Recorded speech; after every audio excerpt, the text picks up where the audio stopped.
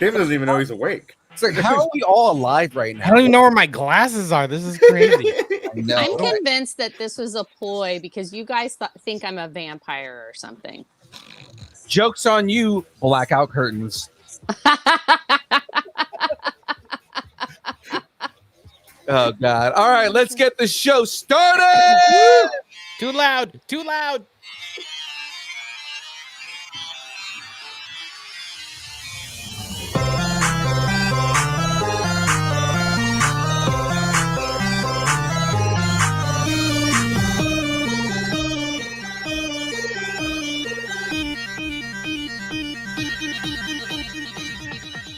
Distance nerding.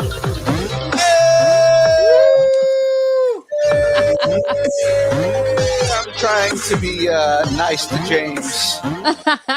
Because In the morning? the loudness this early in the morning is like...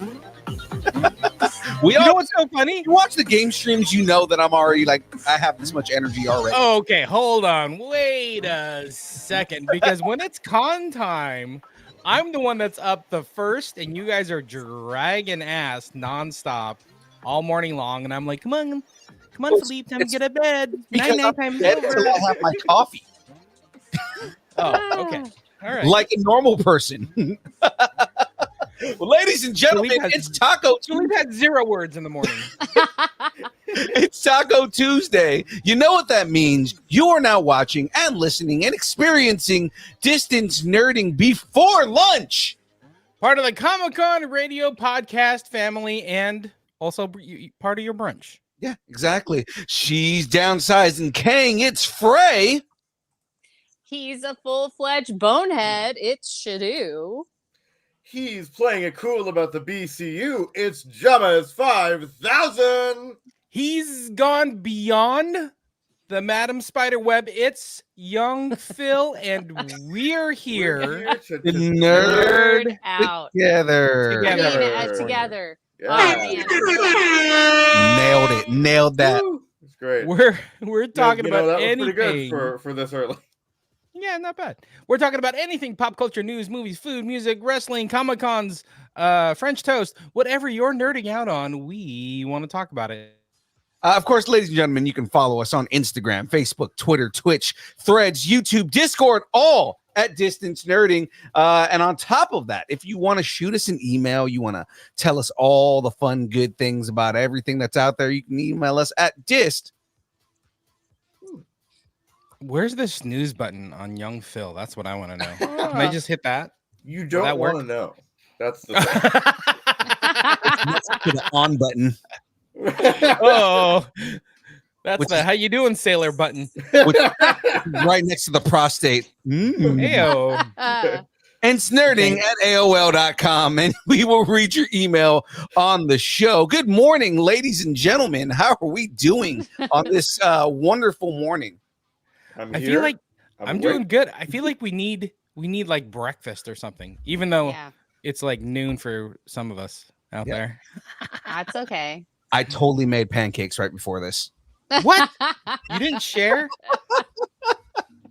Absolutely did not. Ladies and gentlemen, you have now stumbled on the best kept secret on the internet. You are now watching The Download.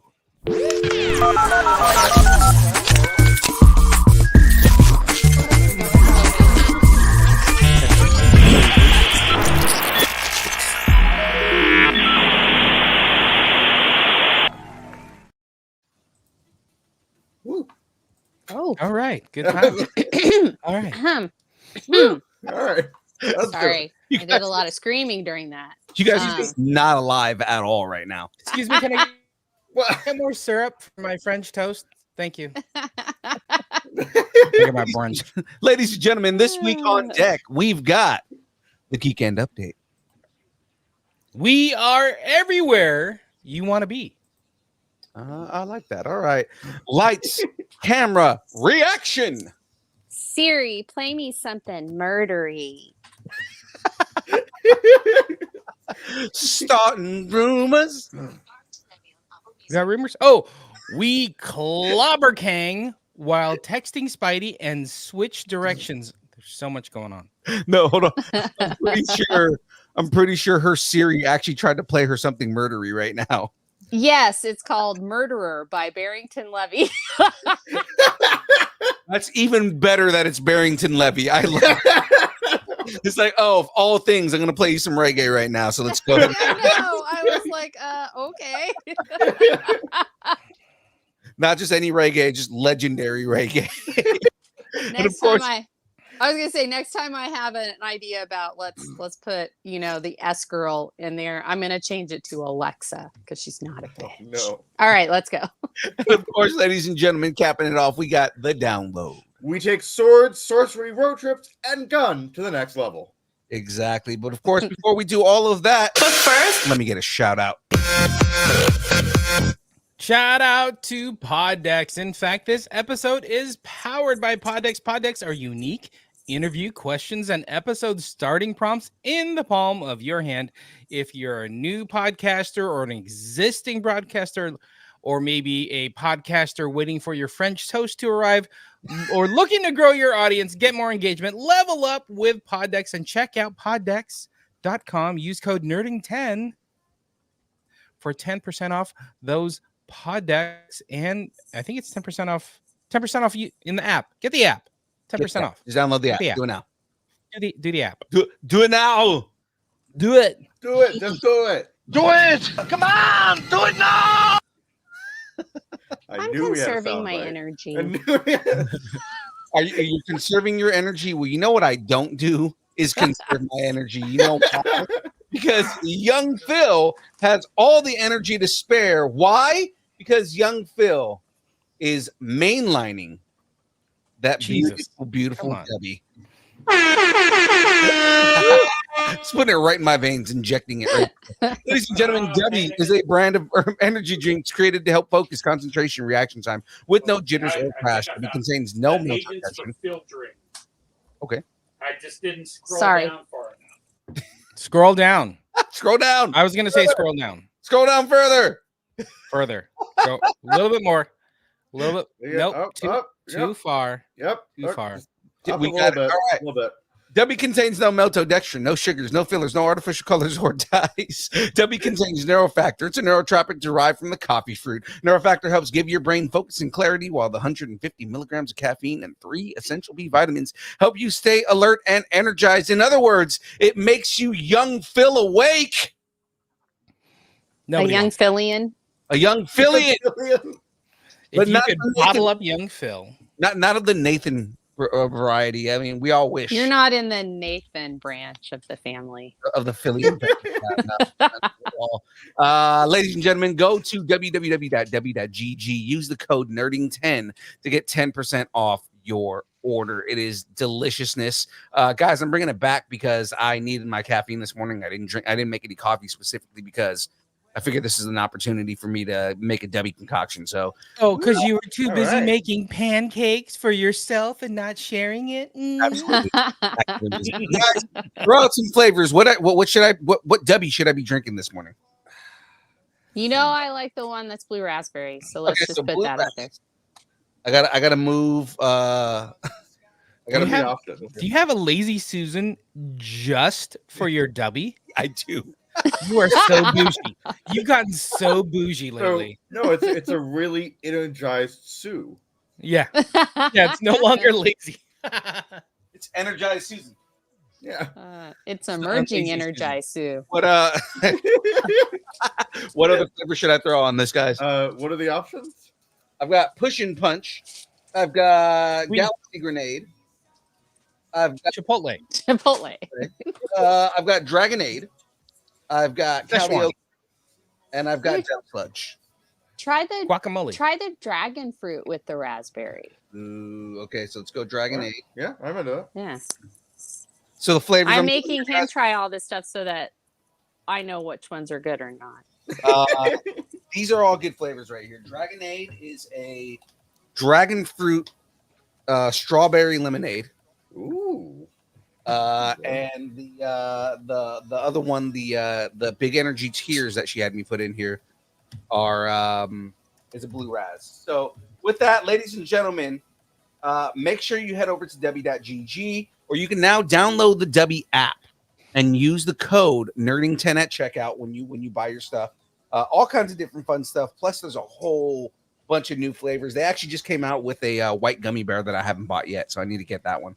Well, yeah. the white gummy bears are pineapple, which makes it even more of a good thing for me because I love pineapple. I love coconut. Yeah. I know you can't have coconut. I'm sorry, but I love this stuff. So yeah, that's gonna be it, guys. So let's go ahead and move on because it is now time for the Geek End update. Geek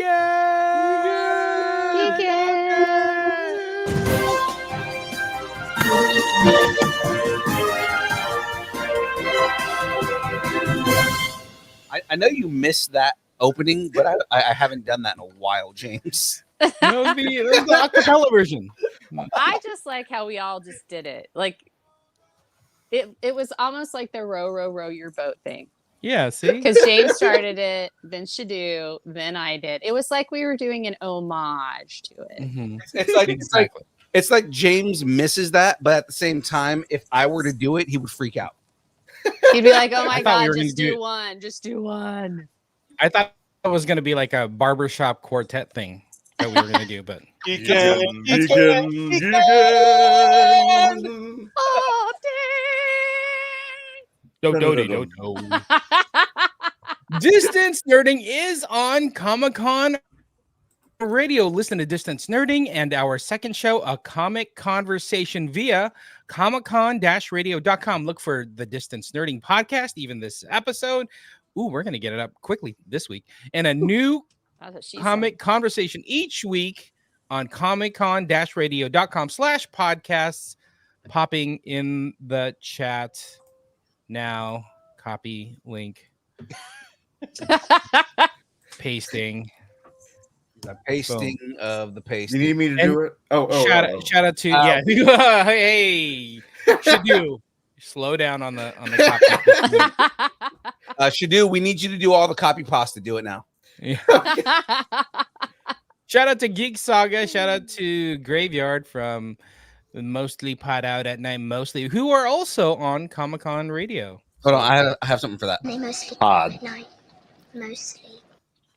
There you go. Geek Saga, if you want to send us a soundbite of something we can use like that, please do.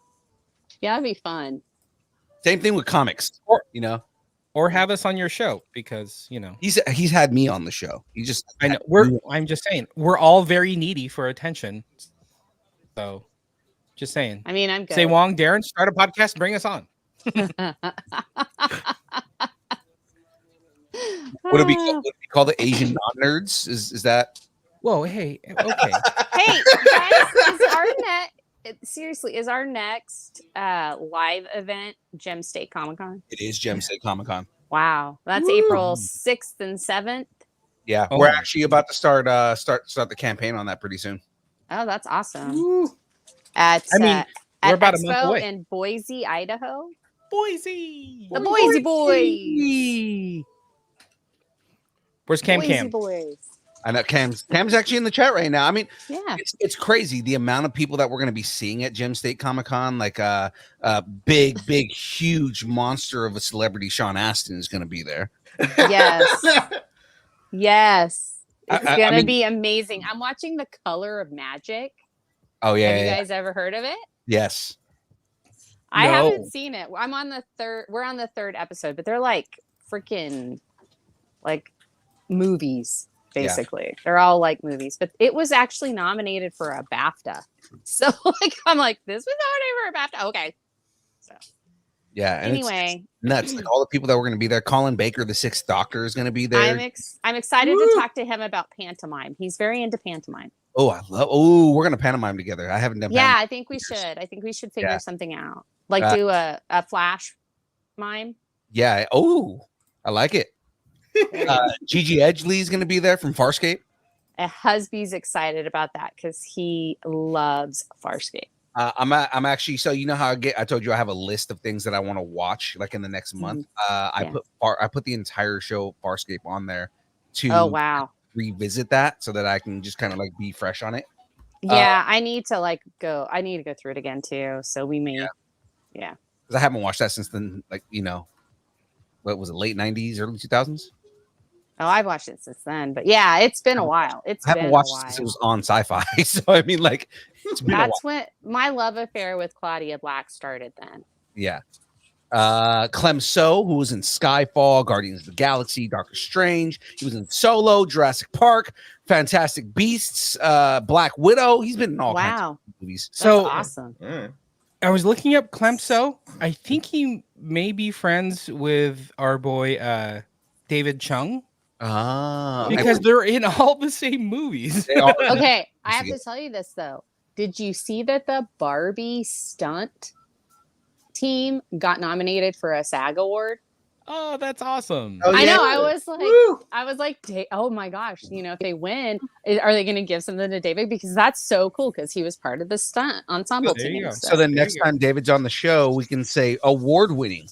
We can say SAG nominated. SAG stunt nominated David. or SAG winning, SAG award winning. David Saggy David Chung. Exactly. Saggy.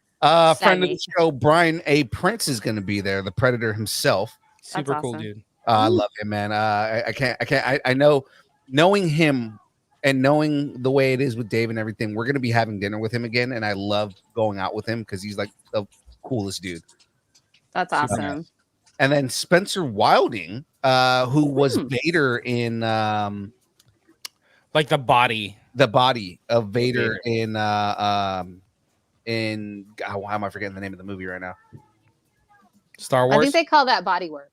He was the body work. Rogue One? Yeah, Rogue One. Star Wars. He's the one from Rogue One. He's the one in the scene where he just wrecks everybody. That's Spencer. Yeah. That's awesome. If there's any Vader to be, it's that Vader. Yeah. At least now. I mean, we love our Vader, but I mean, still. Yeah. That's true. Yeah. That's awesome. Yeah. But it's still fun. I mean, like, that's so cool that you can have, like, you can meet the people that actually do the physical work, like, because you get all these voice actors, and then it's like, you don't really get to know the guy behind the body. Yeah.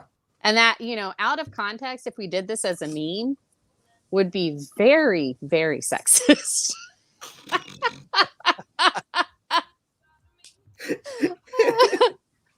So let's not do that, or let's do it twice. I don't know. I'm of too much. The nerd. Well, I guess he would be the second in command, maybe the third in command for the nerd of all nerds. My boy Ming Chen is going to be there, and that's going to be a whole lot of fun. He's actually going to be judging the cosplay contest, and that's a lot of fun. Ming Chen, we met over at Stockton Con a couple of last year, I think. And well, I hope he's probably not going to remember it, but like, if he remembers the bathroom story, we got to tell that story. Oh God. Okay. And then Tony Oliver from Robotech, and he's the voice of Rick Hunter, is going to be so there as cool. well. So, I mean, there's a whole crap ton of people. Our friend Marie Westbrook, who's actually going to be on the show in a couple of weeks. Yeah. Is going to be on. She's been in all kinds of anime. The latest thing, she was in Edge Runners. She's also in Jujutsu Kaisen. And a couple of other different things that are out there. So I mean, like, yeah, she's an amazing person.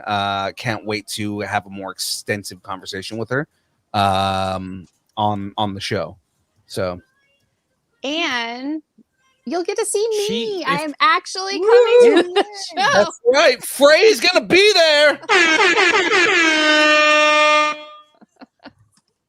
I'm So so awesome. excited and want to vomit, and just it's gonna be glorious. It's the fun of being on stage. You know who else may be there is La Jack may actually be coming now. Yay! So you actually Good time. hang out with La Jack. That's awesome. Awesome. Her and awesome. husband can go do like spa things. Yeah, when they don't want to hang out at the show, right? Right. Go do shots or something. I think don't know. speaking of the chat, I think Geek Saga plans on going to Gem State as well. I don't know if you guys are flying or driving. What are you doing? Let us know what you're gonna do. I mean, that's a longer drive than ours. It's it's an all right. 8-hour drive for us. That would be like a 16-hour drive for them. I mean, Also, not my I thought problem. we were all taking a steamboat up to Missouri. Wow. But, Anyways, guys, again, there's going to be cosplayers, artists, merch, food, comics, cosplay contests, all kinds of fun stuff. So if you want to find out more, head over to www.gemstatecomiccon.com, get tickets, find all the latest news, and hopefully in a couple of weeks here, we'll have Dave on the show so he can go over everything that's going on. So we'll have a whole bunch of fun with that. I can't believe it's like, what, a little over a month away? A little over a month. Yeah. Wow. Crazy. I guess So I better those- start writing those questions then. Oh. All those guests, plus cosplayers, plus merch, plus food, plus, comics. I think Travis, our boy Travis from WB Collectibles, I think he plans on going there too. Yes. It's going to be awesome. And then a ton of our friends are going to be there. Shout out to Luis Rivera, who's an artist. Floyd Sumner. He's a Garbage Pail Kid artist. that's Tubi, Darren Uvong will be there too. Another good artist. Oh my God. So many cool people going to be there. It's gonna be a good time. It's going to be so much fun. Let's keep going. You know what we need to do? We need to talk about some trailers. Let's do the trailer. Let's not do the voices. Wow. Lumpy, You know what? Early day lump James you. is way too sassy for me. I just can't do all the voices you guys can do. You That's know, what it James, is. lump you, okay? I feel left out. You're just I mad know, because yeah, you don't yeah, have all my lumps. You're just mad because you don't have all my lumps, okay? See, I don't even know what we're talking about. I figured. You got lumps? If you got, go get them checked out, That's bro. lumps in the lunch. color, okay? Lunch. What am I gonna have for lunch? You're just mad because you're not the lumpy space princess. Oh my gosh. All We right, have let's to get move into on this, now. guys. I don't think we can. I think we need to stop it now. It's now time for lights, camera, reaction. Quiet on the set. Can we please have quiet on the set?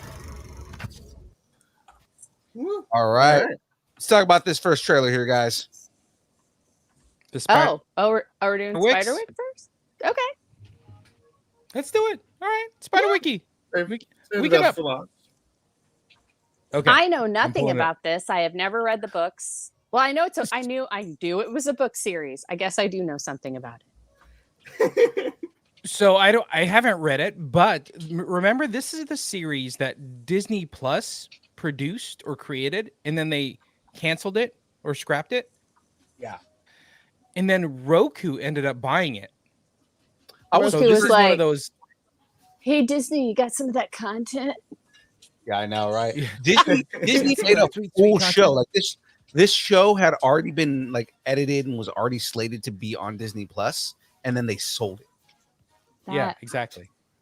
You know, this is what happens when you let corporate types take over. I'm just saying. Yep. But It's you know supposed what? to have the same like budget and special effects as like Percy Jackson. So it's like that level of production. All right. That's crazy. got that okay, Disney well, money, yo. Yeah, let's see this. Let's see what Disney money can buy Roku. And also what Disney is willing to throw away. Right. Exactly. Yeah. All Some right. of these decisions, I think a lot of them may have long COVID. They probably do. Their brains are just rotted. Yeah, their brains just mush. Yeah. It's like a SpongeBob SquarePants in there. All right. All right. We'll go with that.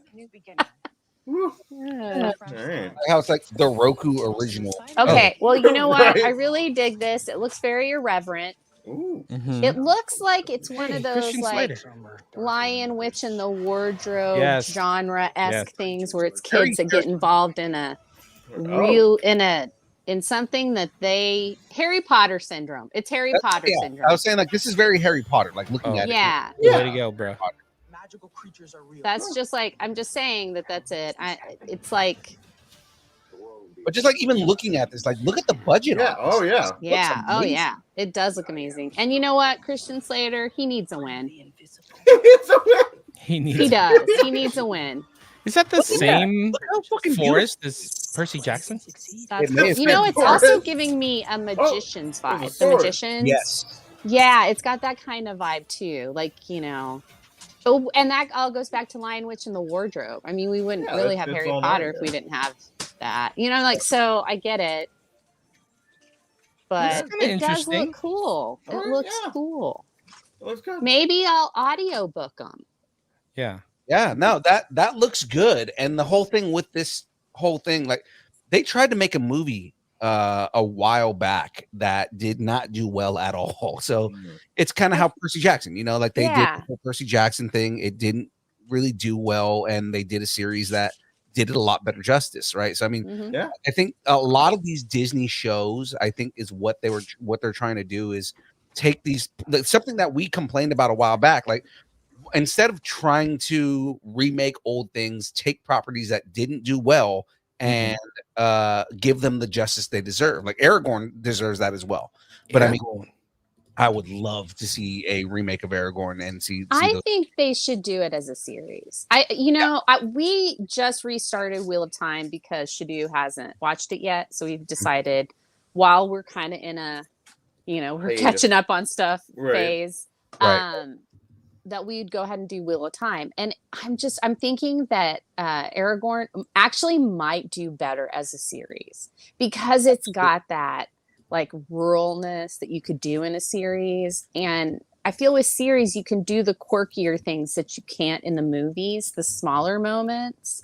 And a lot of times that's why we read the books, is for the smaller moments. We love the bigger moments, but it's the way the characters talk to each other when nobody else is listening or something. You know what I mean? It's that kind of thing. So sometimes I think that book series should be TV shows. Try it as a TV show first. And then if it doesn't work as a TV show, make it a movie. Let's do the opposite. Let's flip the script on this, everybody. Flip the script. flip the script. That way I don't have to leave my house as much. I was gonna say we can do we can kind of do it like make a new chance, like flip the script. Yeah. Flip the script. Let's make it. Let's get it to trending. Hashtag flip the script. Right. I just script it. Also, all these people just turning their scripts 180 and going, I can't read this. I don't know what you're talking about. also, I definitely need to acknowledge that Say Wong just said today is Pokemon Day and happy Pokemon Day. So Post 100% Malone must be so happy. Happy Pokemon Day. Happy Pokemon Day. Happy level up day, Pokemon. Oh wait, no, you didn't say it was Pokemon's birthday. And then now what we need is for Chemo to show up with his thousands of EVs. He's got an army of EVs. He's really? got school. He's got school, so he better This not. is what happens when we change the time of the I know show. we changed the time, and now his son can't show up with his army of EVs. Yeah, Oh, that's so funny. I can go steal them. You can go steal his army of EVs. I mean, I think Wow. You know, in 10, 15 years, when he's old enough to rewatch the show and not cringe.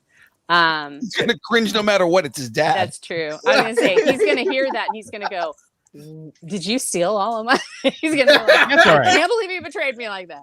It's not the That's what first time. happened to them? What's the most cringeworthy thing for a teenager? My dad has a nerdy podcast, and it's on.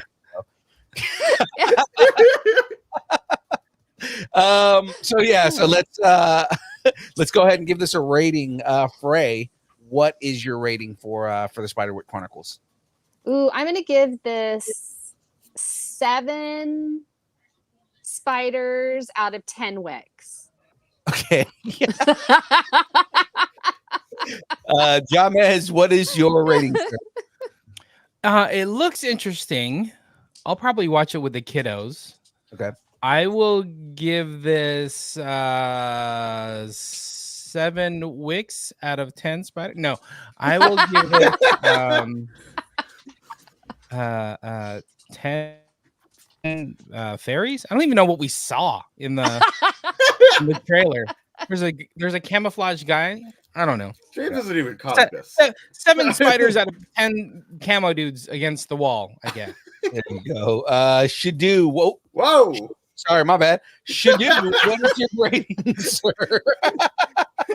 I hit the wrong button. I was trying to go to you, and I realized I hit the remove button. Sorry, man. What? Oh, wow. What's your rating, man? I'm gonna give it 8 spider. Oh, wait.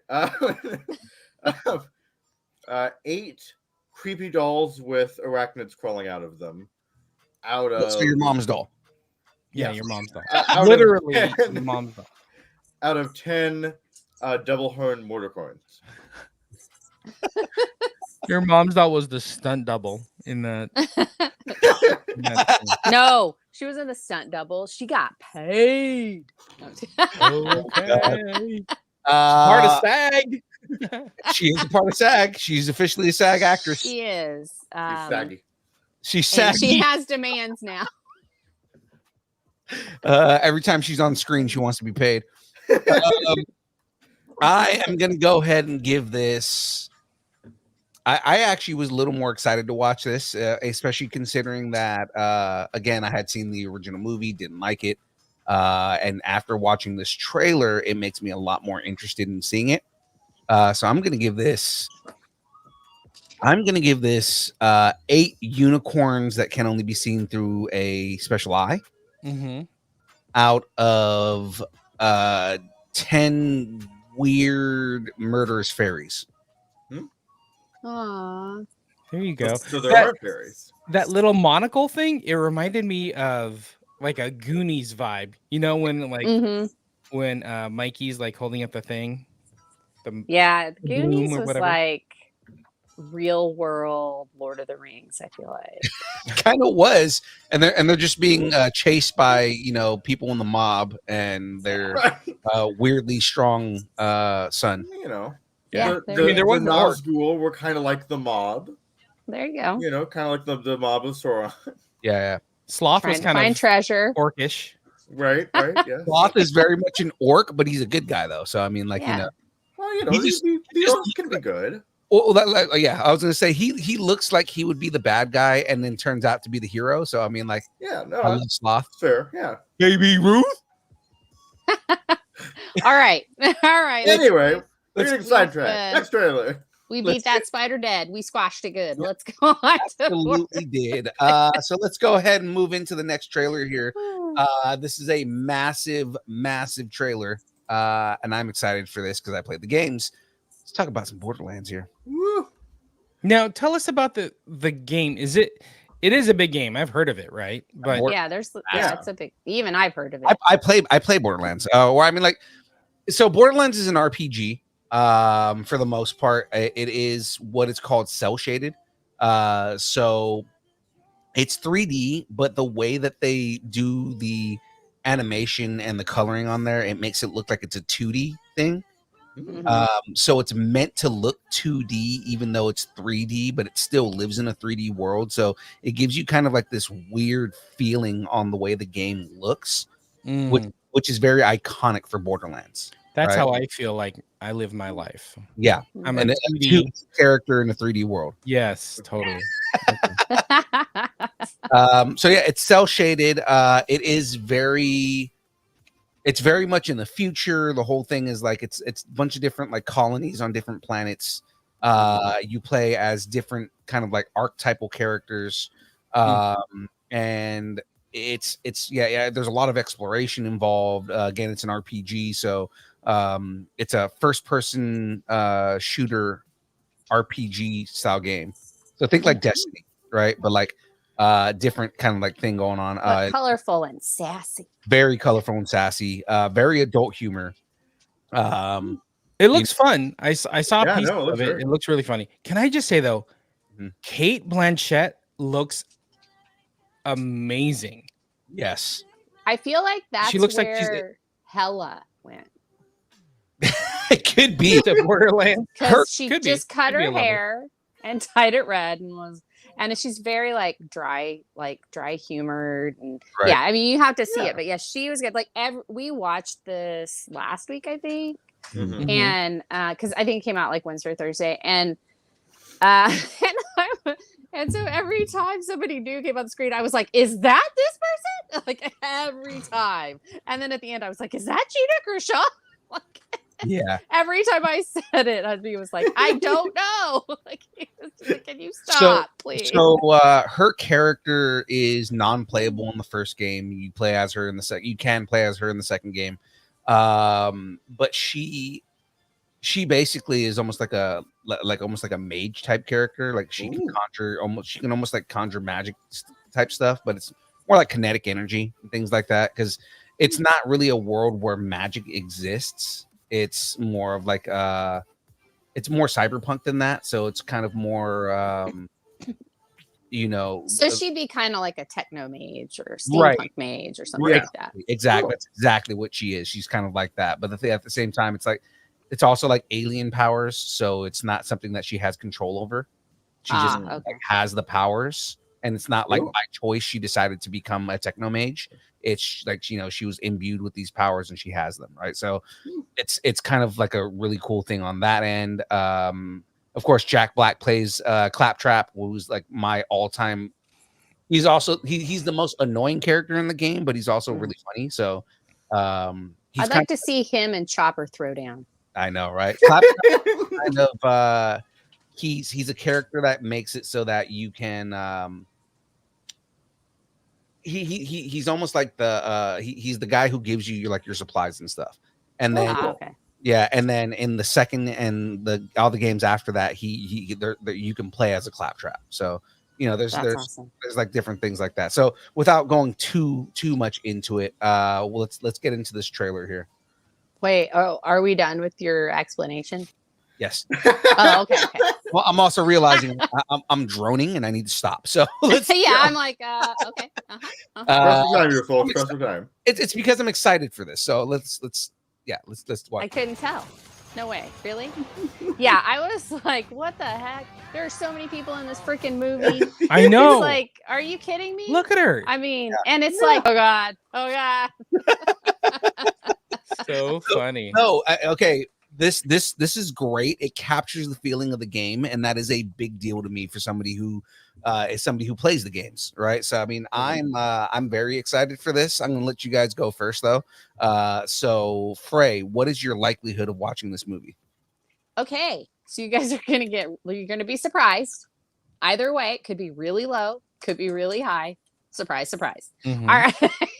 I am gonna say I'm giving this 9 Kate Blanchett's wigs.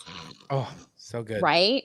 Out of 10 Claptrap versus Chopper, do it now. I dig it. I give this. I kind of want to see that. I mean, I know nothing about Borderlands besides it's a game and whatever. Maybe like on the rise of the game. I'll ask you at the end, but I mean, based on the day, maybe I might go through the first game. Ooh. Oh yeah. If only we had a show about games. I know, right? Young Phil. It'd be cool if you did it when the Borderlands movie comes out. So like you start doing it in August, like to the lead up to it. That'd be fun.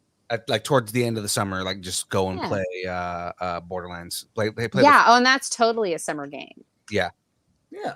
Because it's outrageous and fun and like I think that's what we'll do, because I'm about to be playing a crap ton of games over the next week. So including Bluey. Yeah. So James, what was your rating on this? I want to give this 9 exploding worm things out of 10 shitting gears. Is that man? You're like your whole like concept for this, your theme of this was just like goo related. Goo explosions and goo. Like bodily function related, because like they come out of that exploding worm and then like it's lubrications for the gear. Yeah, lubricate. Well, yeah, I don't know if I would say that lubrication in that way. Well, I said it. I said it. Okay. So yeah, you know, I mean, you need lubrication. you said Yeah. what you Live. said, so we gotta move on. It's slippery. Oh my god. Shadusky, what do you got? Are you into Borderlands? I've never played any of the games. I've heard of them. I'm kind of interested now. So, I'm gonna give it 9. That's how you kill a Thrushuma out of 10. Why am I suddenly really into Ariana Greenblat? Oh God. Suddenly. Suddenly. So I am definitely giving this I'm gonna give this 10 claptraps out of 10 psycho masks, because we're gonna see a lot of psychos in this. Yeah. Which we should, because again, they're the main villain in the first game. So I'm very excited to watch this movie, because again, it seems like the trailer 100% captures the spirit of the game. Hopefully it's not like the first Suicide Squad movie where, you know, the trailer captured the feeling of Suicide Squad but the movie didn't, you know. Yeah. Right. But I'm not, I have enough faith in Tim Roth to do a good movie. So Eli Roth? or Eli Roth, sorry. I'm like, Tim Roth? Sorry, Tim Roth. He's like behind the scenes now. Which I'm sure he is. I'm sure he's producing stuff, but not this. Well, Eli that's Roth. an abomination. Oh, I'm sorry. No, I have enough faith in Eli Roth that that he's going to do a good job with this. It seems like from like all the interviews and everything he's done, that he played the games, and he was a big fan of the games, and that's why he wanted to do a movie. So I'm on board with this. Oh, Graveyard in the chat saying Eli Roth stopped making good movies a while ago. Well, you know, he's going to say that because of all the horror. Yeah, exactly. Maybe dark comedy is his grave. That's the thing is maybe Eli this Roth is a can chance. have layers. I know. Yeah. Well, like maybe this is a chance for Eli Roth to like, you know, go back to his roots. You know. I think that when horror directors do other genres like comedy or things like that, I think what they bring to that is gore.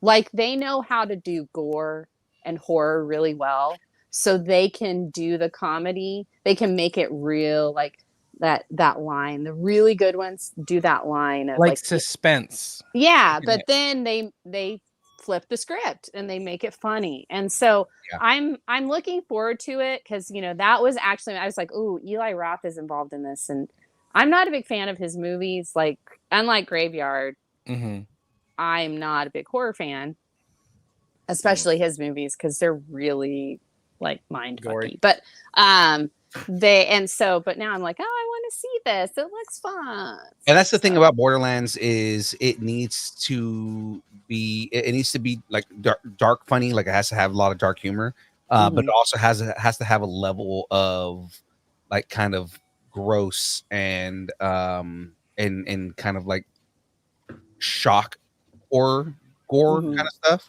because there is like a lot of like, you know, like blood and you know, like kind of like bodily fluid stuff when you kill a monster, they like burst into like, you know. Yeah. Well, I mean, we saw the thing, you know, the actual car exploding out of the worm. Yeah. I was like, well, if it's all this, I'm cool.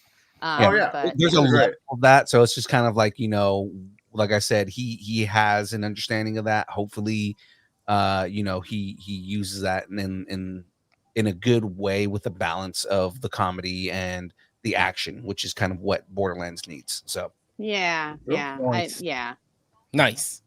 All right, well, guys, that is it for trailers. Well, let's say so. Spiderwick Chronicles premieres April 19th, 2024, and Borderlands is August 9th.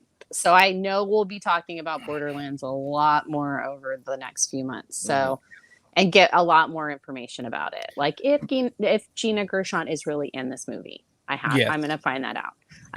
So Shadu can talk about Ariana Greenblat. I was going to Look. say, so His new let's talk crush. about this. So No. so who is Ariana Greenblat going to be in the MCU then? Because she's circling around it pretty hardcore now. No, she's been in the MCU. What was She was young Gamora. Yeah. With Yeah. Thanos. That's right. Well, no, that doesn't count. She needed like Okay, it doesn't. actual, Sorry. like present day. I feel like she could be present. in like the Young Avengers or maybe like New Mutants or. Okay, let me give you that. There are a lot of youngins Yeah. out there. And not just that, like, young Puerto Rican actresses that are just killing it right now. Yeah. Just Oh yeah. murdering it. Graveyard, I am not against that, but at the same time, I do kind of still want the AT&T girl to still play Squirrel Girl. That'd be amazing. Oh. But Ariana Greenblatt as Squirrel Girl would be dope because we know that she can do martial arts action. Yeah, she'd be good. Yeah, we've already seen her do Ahsoka and kill it as Ahsoka Tano. So Yeah. I'm that's not a bad choice, but like I said, I want her team. Like, I want her like management team and her like agent. I want both of you guys. Call me. We're putting a call on the internet right now. Management for Ariana Greenblatt, please contact Fray like tonight. Yeah, right. I want to be the immortal ingenue. Well, that is it for trailers this week, guys. It is now time to move on because it is now time to start some rumors. I don't know where to get in there, no.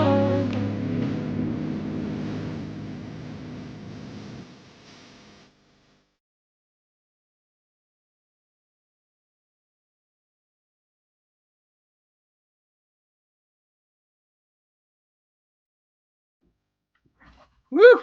It's clobbering time. Clobbering time. Clobbering timelines. There's a new rumor making the rounds online regarding Marvel Studios' Fantastic Four. According to the report, the story of the film may end up taking place across 2 separate timelines. Makes sense. I mean that Valentine's Day image was very 1960s ish. Yeah. Right. Especially even down to the colors, like that's very 1960s. Yeah, It gives like with the picture behind it of Eben Moss Baccarat. Is that how you say his name? Eben Moss Baccarat? Let's say yes. Okay. Those are older astronaut uniforms, maybe like Apollo-ish.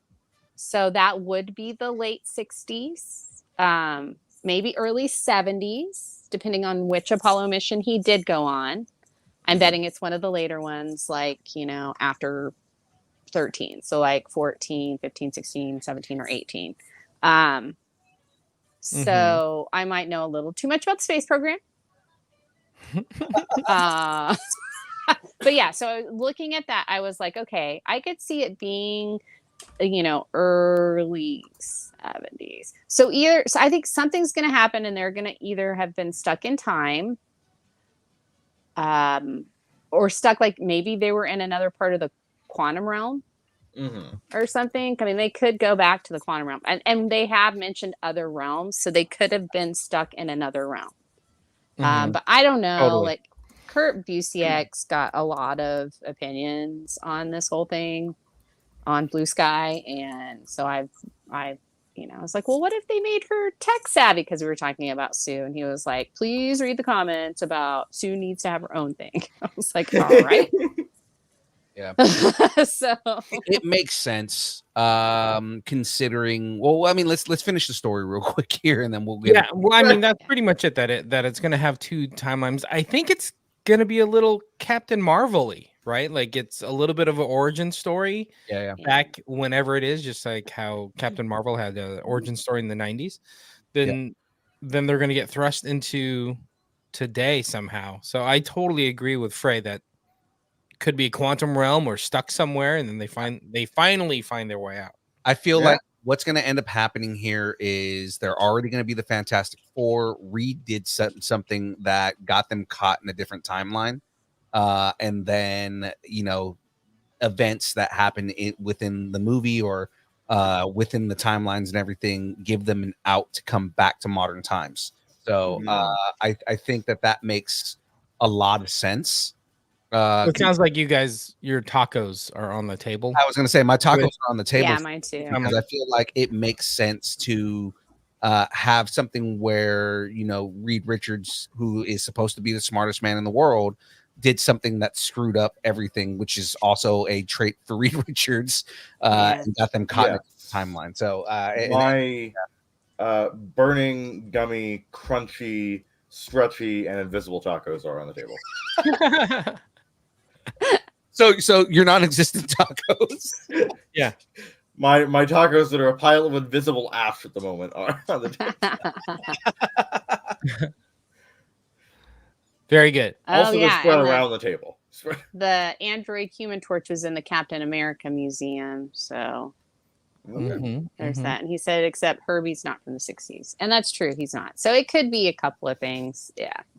So let's you know what? Let's no longer speculate on that because we've got some other things that we need to talk about. All right, let's do this one last time, but maybe two. Sony Pictures animation department has been working to bring the Miles Morales Spider-Man saga to a close with Spider-Man Beyond the Spider-Verse, right? That's coming. When is that coming?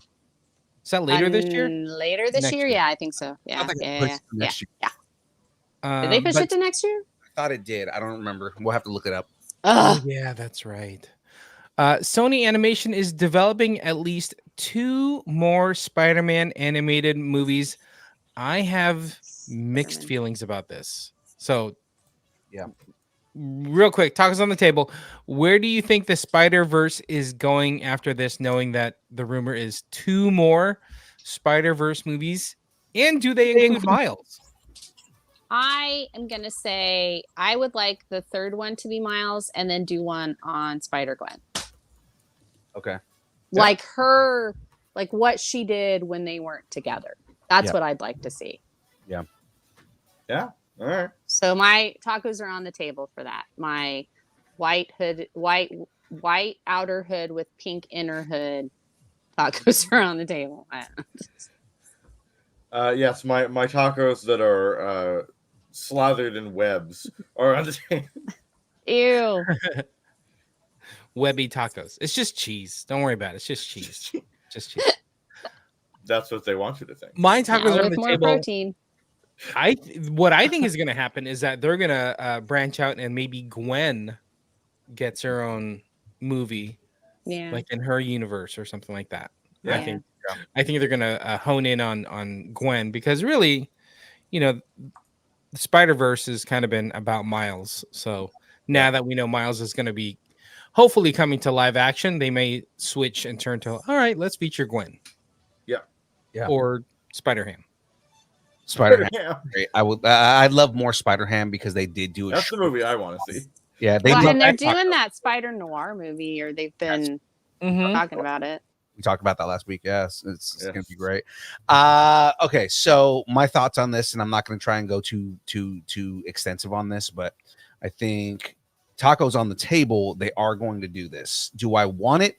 Only if they continue the same creative team and they do not become creatively bankrupt. The whole thing with this is they have a story to tell, right? And they're telling it in these 3 movies. If Sony is just like, oh, we want to start forcing more stories out and those stories aren't as good as the first 3, then I don't want it. Sony is realizing that they are not doing well on the movie front. So they're pivoting to the animation because they know they're doing well in the animation. But the thing is that if they try and push this and they're just putting out like movies just because they want money in franchise, but they're not putting out stories that are as good, then that I don't want that at all. I only want more movies or more property from them if it's as good as what they had. I want the Pixar treatment on this, that they only put out things that are as good as the one that was before it. So except Toy Story 4 or 5. Toy Story 4 wasn't a bad movie. It was just with Toy Story, we didn't need continuation on that story. Right. See, yeah, that's my thing. Is it's like make it a new Toy Story. Make Yeah. it about a new toys with a new kid. Right. That's yeah. Why not? All right. No, I totally agree with you on that. That's why I was like, I want it to be a Spider-Gwen movie. You know, which is what James said. So I think we're all on the same page on this. Yay! Yeah. Same page. That's what we'll leave it here. Is again, you know, I welcome more stories, but only if they're original and good, and they're not just telling stories just for the sake of trying to make money. Exactly. You know, I really feel like we should stay in the world of Spider-Man, and you know, I'm not a big spider person, so that's really what it is. Go ahead.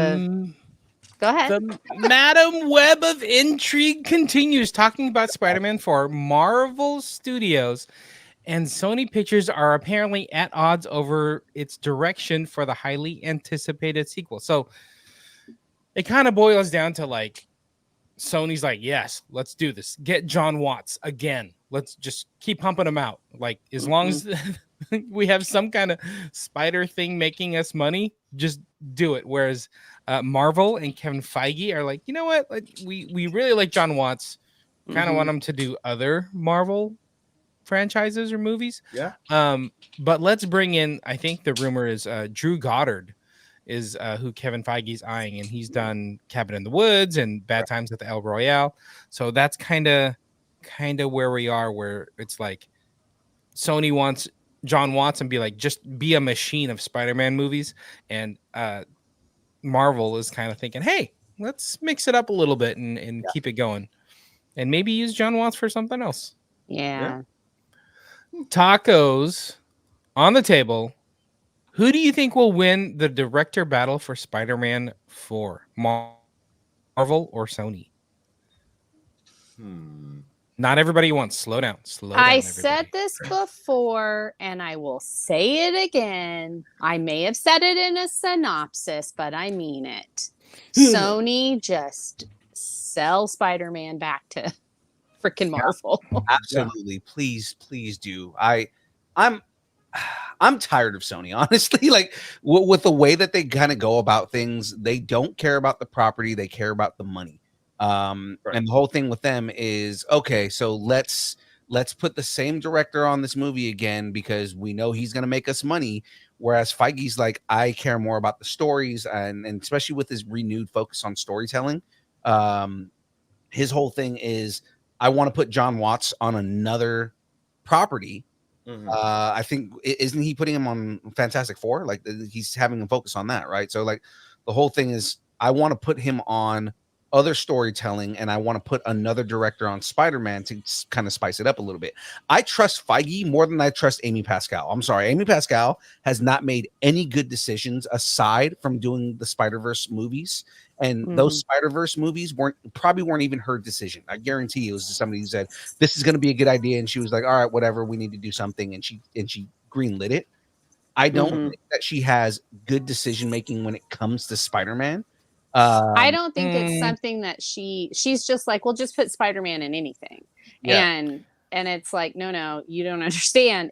We've had that for years and years and years. Yeah. Now that the MCU is actually doing superheroes the way they should be done, that you have to come up to that level, because if you don't, people will shun you. Like, I mean, Craven, anyway. Morbius, Madam Web, obviously now. Look, Craven had abs, and so we love those. But I mean, her indecision on the Spider-Man movies themselves. The only good Spider-Man movies are the ones that Marvel puts out, aside again from Spider-Verse. But I think she lucked into that. I don't think that was something that she, made a conscious decision and said this would be a good idea. That was something that she got lucky and is now rolling with. No, that's the exception to the rule. Yeah. Right, yeah. Exactly. So I do not think that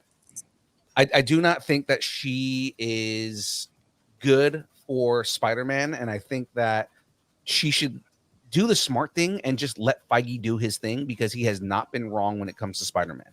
Yep. No, and he knows Spider-Man so well. Like, he knows these characters. That's what we're talking about. You have to know the characters to understand what people are doing. So this feels like a Kathleen Kennedy, Dave Filoni situation. Yes. where it's like, hey, just let the content creators that are tied to this content, tied to this IP, that know the IP, let them have their way. Like Phil Lord and Chris Miller, like maybe they should be kind of heading up what's happening with Spider-Man. Absolutely. Yeah. You know, stuff like I love Phil Lord and Chris Miller have not done anything. They have not misstepped when it comes to Spider-Man. And I would give them everything when it comes to Spider-Man. Like, hey, scrap all these shitty wannabe Sinister Six movies that you're doing and let Phil Lord and Chris Miller do whatever they want with this, because they have the same amount of care for these characters that Feige has for the characters in the MCU. Or at least they're both on the same page, or they're all three of them are on the same page. Right. So where are your bitter webbed tacos right now? I say in the end, my tacos are with Kevin Feige, because in the end, Kevin Feige is the one that makes the money with all this stuff. And I think that that she is going to realize, you know what, the money making decision should go with the guy who continues to make money in these franchises versus me, who got lucky with 2 franchises and one of them is very panned. So, and by that I mean Venom. So, right, exactly. Yeah, I agree. I mean, I think it's going to be Feige. Like, you know, always bet on the house, and the house is Feige. So there you go. Feige. There is a house. Oh. That was last week. Right. No, my very red-shelled, potentially incredibly spicy tacos slathered in sour cream are indeed on the table, and with Kevin Feige. There you go. Yep. All right, let's keep it going. All right. So yeah, let's keep it going. Let's stay in the Marvel sphere. So Avengers movie, Simba. Except you, Kang, you can sit this one out. The next Avengers movie that Marvel is developing is undergoing big changes behind the scenes. According to a report from THR, Marvel Studios is working on rewriting Avengers: The Kang Dynasty, which will now either minimize the character or excise him entirely. It's a good second phrase. It was I pay to see that, an excise of Kang. It was also reported that the title of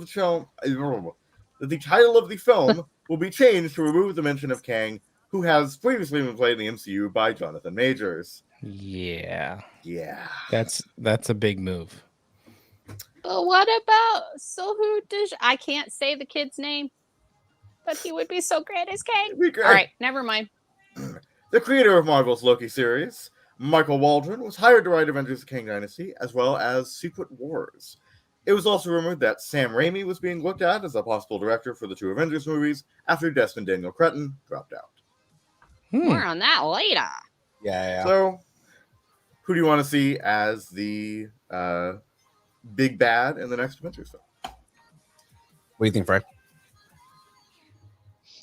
I think it should be.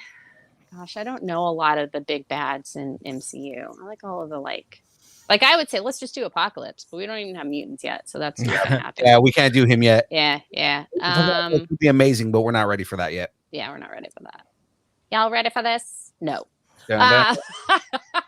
There are rumors based on what's happening with Fantastic Four. Yeah, like Annihilus, and then there's Galactus. Yeah. Galactus is my vote. I really feel like Galactus is like the next phase of stuff. Like not like the next phase, like the after the phase. Whatever's happening with this. Yeah, I think it's the next one. I think we have to have Fantastic Four and the mutants established before we do Galactus. Because to me, Galactus is going to be like every hero in every part of the world has to come together to get this done.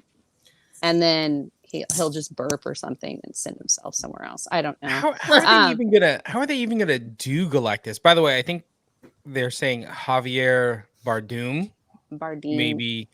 Maybe in the running for Galactus. But how are they gonna do Galactus? Javier Bardem would be amazing as Galactus, man. He would be. Yeah. That dude has so much screen presence. It is ridiculous. I would love to see him as Galactus. But he's the size of a planet? Yeah. Yeah. Like a Celestial? He's bigger than the Celestials. He's actually like, I think Oh. every time he eats a planet, he gets bigger. Yeah. Like it's like he continues to get big. And That happens to me when I eat a burrito. Oh, man, a burrito. I wouldn't. He have a technically is burrito. a Celestial. So I mean, when it comes to villains on this, I think honestly, and I've been saying this over the last couple of months here, or not, I guess like the last month or two since this news with Jonathan Majors happened, you can recast Kang. Yeah. Much as they don't want to do it, it's already built into the storyline to recast Kang. There are so many good actors that can take over that character. If not, again, Dr. Doom is an ongoing character that makes a lot of sense to bring into this. Now, I'm over here chatting with Matthew Aguilar in the chat right now.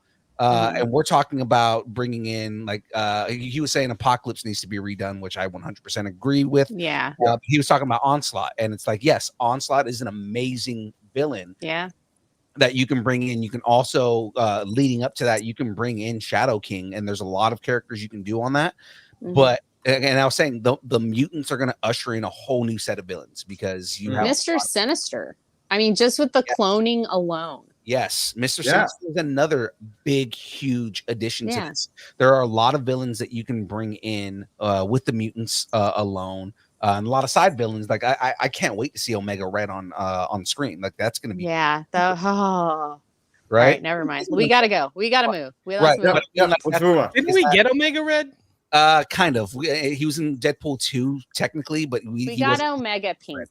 Yeah, I know, right? Omega Chartreuse. But I mean, I say that there are a lot of villains you can bring in. There are a lot of things that you can do. Graveyard in the chat saying you can do Mojo World and do the battle on Mojo World. That's awesome. He and I are 100% on that. If we have to make that goddamn movie ourselves, I mean, so there are a lot of characters you can bring in. Again, in the end, I think that with the way the character is written, with the way that they have already written in variants, it is not hard to recast Kang and make it make sense.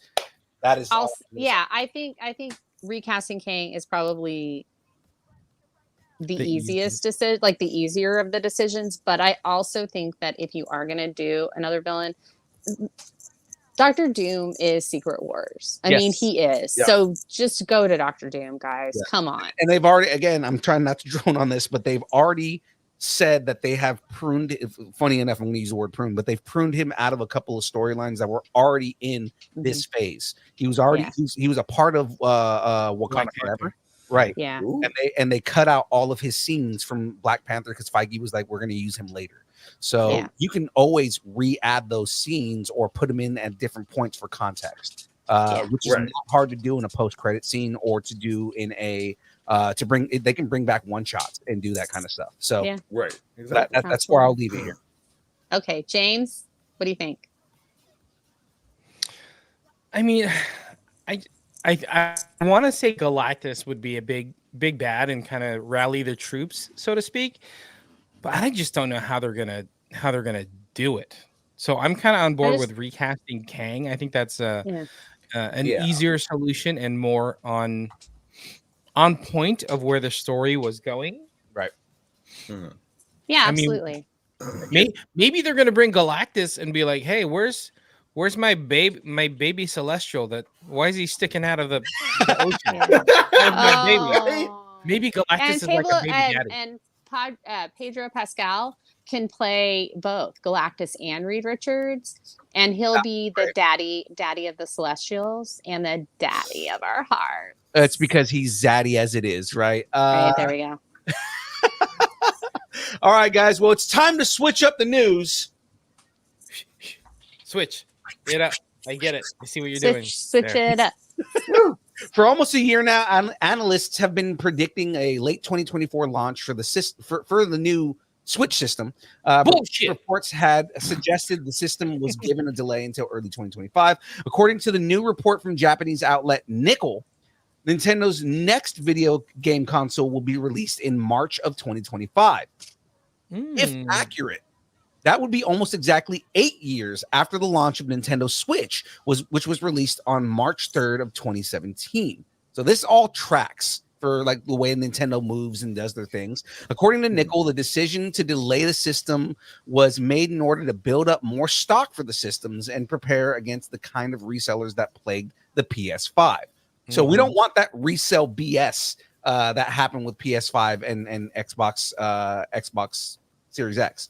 A launch on March 2025 would make sense given comments Shintaro Furukawa previously offered to Nickel. Last year, the Nintendo president told the outlet that the company plans to continue supporting the current Switch with software through the fiscal year ending March 31st, 2025. So guys, tacos on the table. Will we be switching it up in 2025? I see what you did there. My I go ahead. I'm just gonna say my ambivalent tacos are nowhere near anything. So I have no idea. I never played the Switch or anything, so I don't know. Yeah.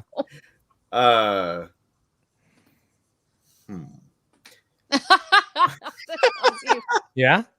My sushi. Very that seems racist.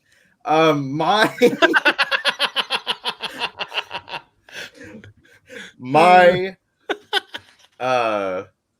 completely empty taco. They're just shells. Are like kind of leaning on the edge of the table. Like they could be off, they could be on, you know. But really, just like really right they don't care which way they go. You know? Wow. They don't care which way they go. God, man. Wait, what about my tacos? I was gonna ask you because I haven't given mine yet either. James, my unracist sushi tacos, fish sushi tacos. I guess that is. I don't know why I said that twice. I'm gonna say yes. March next year. Yeah, we've been waiting for this thing. I think I've been asking, you guys for a long time now, and Aaron in the chat as well. Like, should I get a Switch? Should I get a Switch? And everybody's been like, just wait for the Switch 2. And it hasn't come. Yeah.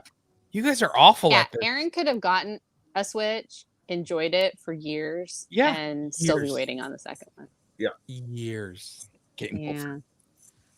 Game over, man. Game over. I'm ready to switch this into the well, hold on. So my tacos are on the table for this. And I think of course they are. Well, so here's the thing is because the same thing that Graveyard's saying in the chat, they're 2 years past their lifespan. It is something that is kind of needed for Nintendo. They need to upgrade their system as much as they focus more on gameplay than they do on graphics and things like that. It's just kind of time to kind of move up.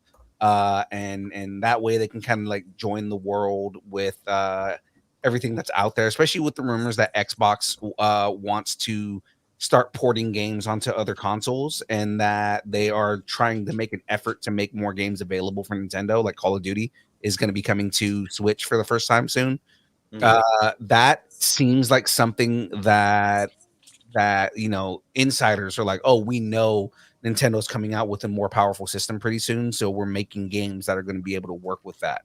I think that it's just kind of time for Nintendo to upgrade their systems, and it makes a lot of sense. So I mean, I think it's going to happen, especially with like all the leaks for like new hardware testing and things like that. If not this year, next year. I'm sorry, if not next year, the year after. So if not 2025, 2026, that console will be coming out. So yeah, but it's coming soon. Basically, it's coming sooner than later. So. Well, later would be 2026. Yeah, but in the timeline of like video game consoles, that's soon. Right. You know, you've been talking about getting a Switch for 7 years now. I haven't. Isn't that crazy? 7 years this has been going on. I want to switch. I do want to switch. My whole thing is right now, I don't want to buy a Switch and then next month they say, "Oh, we're coming out with a new one," and it's like, "Oh, well now I've got the old system," right? Like I would rather get the new console towards the beginning of its life. Right, exactly. Just get a Switch. Yeah.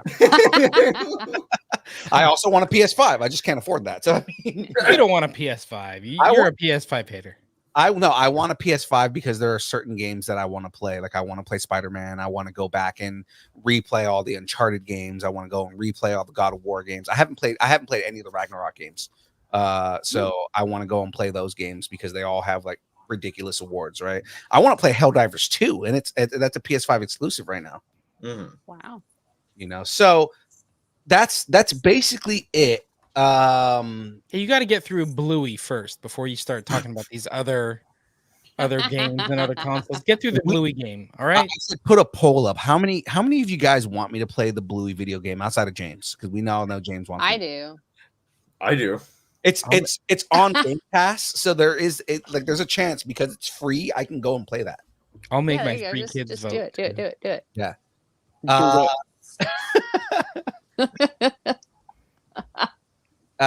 So let's let God say Wong raised his hand. Say I was just about to talk smack, and then I realized, oh wait, no, Say Wong is in the game stream. Yeah, yeah. Say Wong is an agent watch of the chaos. game streams. It's like, no, wait, he is in the game streams. That's why he and I get along so well. Yeah, and he's in there talking smack the whole time. It's great.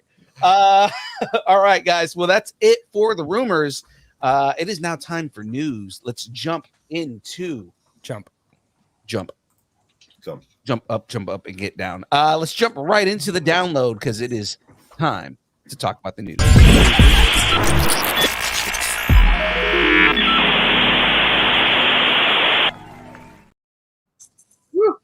All right. Are you not under budget? The budget for director Ridley Scott's upcoming historical epic Gladiator 2 ended up going wildly over budget, according to The Hollywood Reporter. The initial budget was $165 million, but it has ballooned to over $310 million.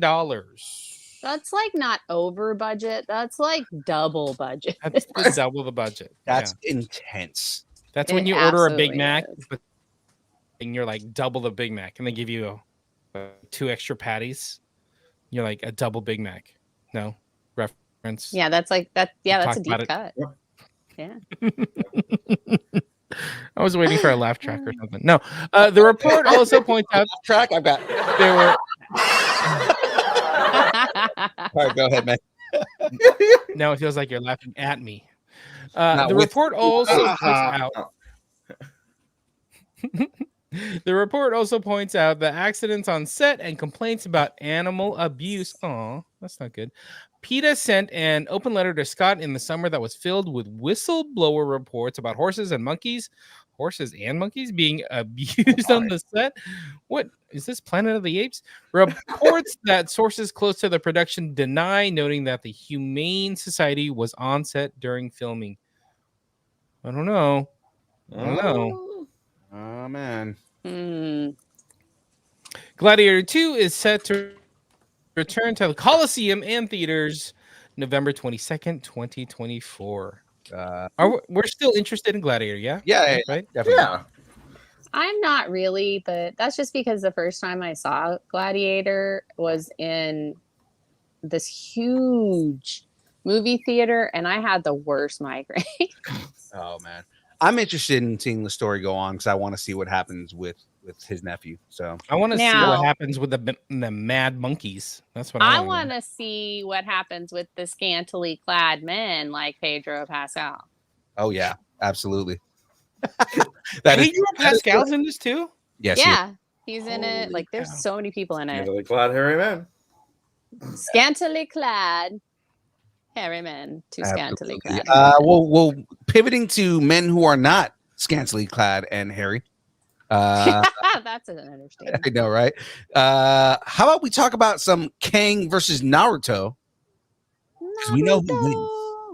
Yeah. One of the most popular mangas of all time, Naruto, is getting a feature film adaptation, and the movie will be written and directed by none other than Destin Daniel Cretton, who co-wrote and directed the Marvel Studios Shang-Chi and The Legend of the Ten Rings.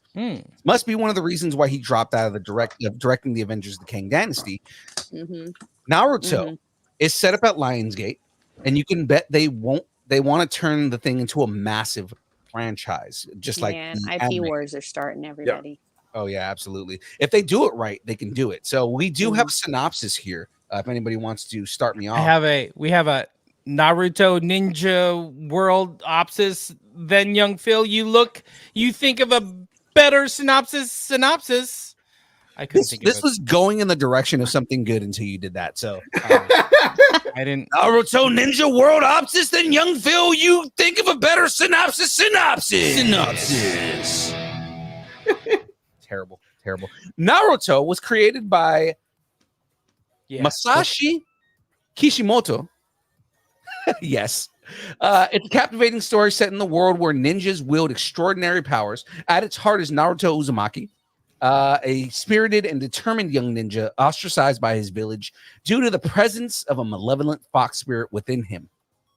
Determined to prove his worth and fulfill his dream of becoming the world's strongest ninja, Naruto embarks on a journey of self-discovery, friendship, and redemption.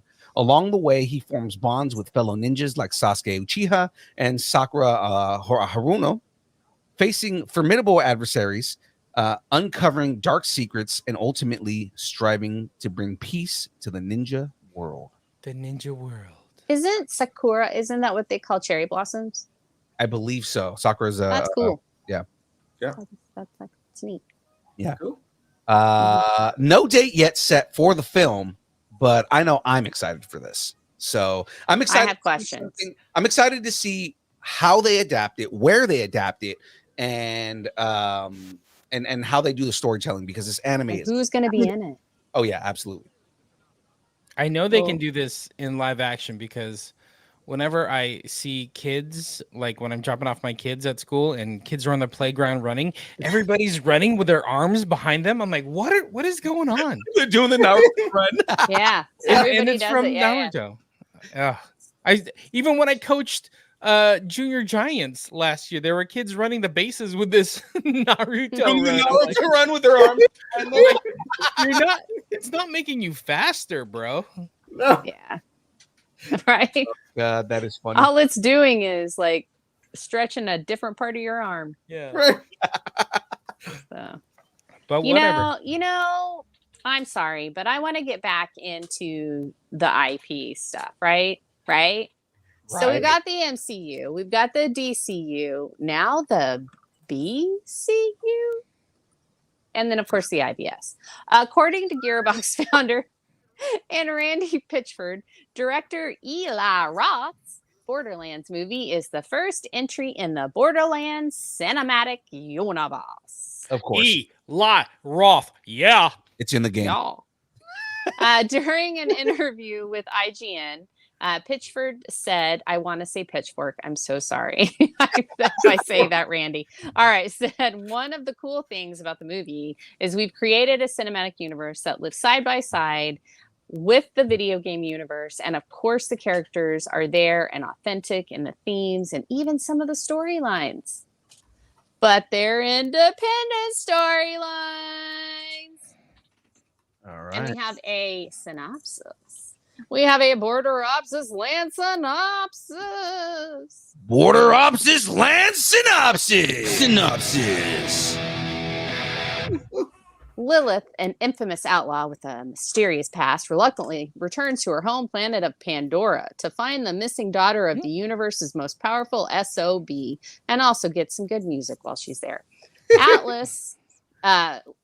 So Atlas is the guy. I guess he's the powerful SOB. Anyway. Lilith forms an alliance with an unexpected team. These unlikely heroes must battle alien monsters and dangerous bandits to find and protect the missing girl, who may hold the key to unimaginable power. The fate of the universe could be in their hands, but they'll be fighting for something more: each other. The movie stars Cate Blanchett as Lilith, Jamie Lee Curtis as Tanis, Kevin Hart as Roland, Jack Black's character is Claptrap, Ariana Greenblat as Tiny Tina, and Bobby Lee. I thought that was Bobby Lee in the trailer. Yeah. That looked like Bobby Lee. I did see him. Yeah. Borderlands will be released in theaters on August 9th, 2024. Ooh. All right. Yeah. Cool. I think it's going to be fun. We Yeah. talked about it earlier, so I don't know if we need to really I'm get looking too forward to into it. But I do I have think a it's question fun. for young Phil. Like, is there enough Borderlands content story to evolve it into this universe? Absolutely. There are 3 games plus the Telltale stories. There are characters that you can expand on. You can go into Roland's past. You can go into God, there's so many different characters that you can explore within Borderlands. Same thing, Handsome Jack, who's the villain from like the second game on. They just did an origin story on him, but I mean, like, you can tell an entire story about Handsome Jack and, you know, kind of all that. Like, there's so much that you can do within the Borderlands universe. Plus, you can tell new stories with new characters and stuff like that. You can introduce new characters.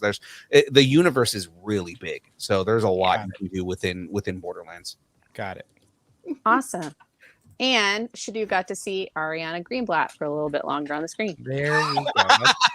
SHDU's obvious crush. God damn it! What did I do? You can do the next news story. That's what you can do. Holy yabba dabba doo, Bat Dino. Oh. What is happening? DC Studios is developing a wild new animated film based on the DC comic series Jurassic League. The limited 6-issue comic series was released in 2022, and the film that it's based on will be set on a prehistoric version of Earth that sees heroes and villains as dinosaurs. DC Studios CEO James Gunn is producing, and Brian Lynch is writing the script. Not much is known yet about the project, which does not have an official title. When I saw the artwork from it, I'm like, and I didn't know it was DC at first. I'm like, is this a Ninja Turtle thing? Like, it looks like Ninja Turtles. It was very Ninja Turtles-ish. Even like the poses were very Ninja Turtle-y. But then I'm like, oh, that's a bat symbol, and he's got a cowl on. I'm like, oh, this is not Ninja Turtles. This is Batman. Interesting. Very interesting. So we have a synopsis here. The DC Dino JLA-opsis making it a movie synopsis. DC Dino JLA-opsis making it a movie synopsis. You know the story. An infant escapes from the destruction of its home planet and is deposited on Earth to be raised by human parents. A goddess from a lost city defends the truth. A Tyrannosaurus Rex dons the visage of a bat to strike fear into evildoers' hearts. This heroic trinity, alongside a league of other superpowered dinosaurs, join forces to save a prehistoric Earth from the sinister machinations of Darkseid. Wait, what? Okay, maybe you don't know this story. So join us and bear witness to a brand new yet older than time adventure and experience the Justice League as you have never seen them before. Jesus Christ. Okay. Tale as old as time. Tale as old as prehistoric times. Prehistoric times. I mean, Tyrannosaurus Rexes had long tails to keep them balanced, right? Yeah. Are we jumping the shark here on JLA or DC movies? Are we jumping the megalodon here? Yeah. Are we jumping the megalodon? We're jumping the croc, because remember, crocs are still dinosaurs that are still alive. Look, James Gunn loves the irreverent and weird, so I think we're good. I have some thoughts. Okay. I will try not to make this too long. We did remove this was previously on here what dinosaurs everybody was supposed to be. I disagree with the majority of the choices. Dinosaurs? Yes. Simply because it is the most surface level. Yeah, it's pretty shallow. It is like you watch Jurassic Park and then we're like, what if Batman was a T-Rex though? It's like I don't even remember where it was, but yeah, so let's see. Batman was like an Allosaurus, and right, Batman was an Allosaurus. Let's see, it should say Wonder Woman was a Triceratops. So, Superman is a Brachiosaurus. What? Why? Why? Yeah. Okay. Batman's an Allosaurus. Wait, am I supposed to know what a Brachiosaurus is? What is Apparently, long neck? yeah. Oh, okay. Apparently, Yeah, put the it whole in. Allosaurus thing was for Batman was because they're not T-Rexes and they're just basic, but they also have little horns. And I was like, if you're going for the little horns, go with a Carnotaurus. Okay, and then Wonder Woman is a Triceratops. I don't know what that's supposed to mean. I feel like she should have been like a Diplodocus or something because they have the whip tail, you know? Mm-hmm. We have Joker as a Dilophosaurus. That doesn't make any sense at all. It's like you find a trickster dinosaur, something like that. You know, it's just Two-Face should have been a Dilophosaurus with the acid. Exactly. See, that's a better choice. This is what I'm saying. I'm just saying it doesn't make any. Anyway, so it is very ridiculous, and also the most ridiculous nonsensical thing is look how long those arms are. It's definitely not a T-Rex. No, well, and Allosaurus did not have long arms either. So I cannot wait to get more artwork or a trailer from this, just so I can keep triggering SHDU. This is gonna be fun. Look, I have a lot of fandoms, and one of them is my old childhood obsession with dinosaurs. Oh, we know. And so, Yeah, we absolutely know. This was meant to trigger you. A release date for this? yes, there is no release date. There is no release date for this movie yet, except we do expect it will be about 65 million years from now.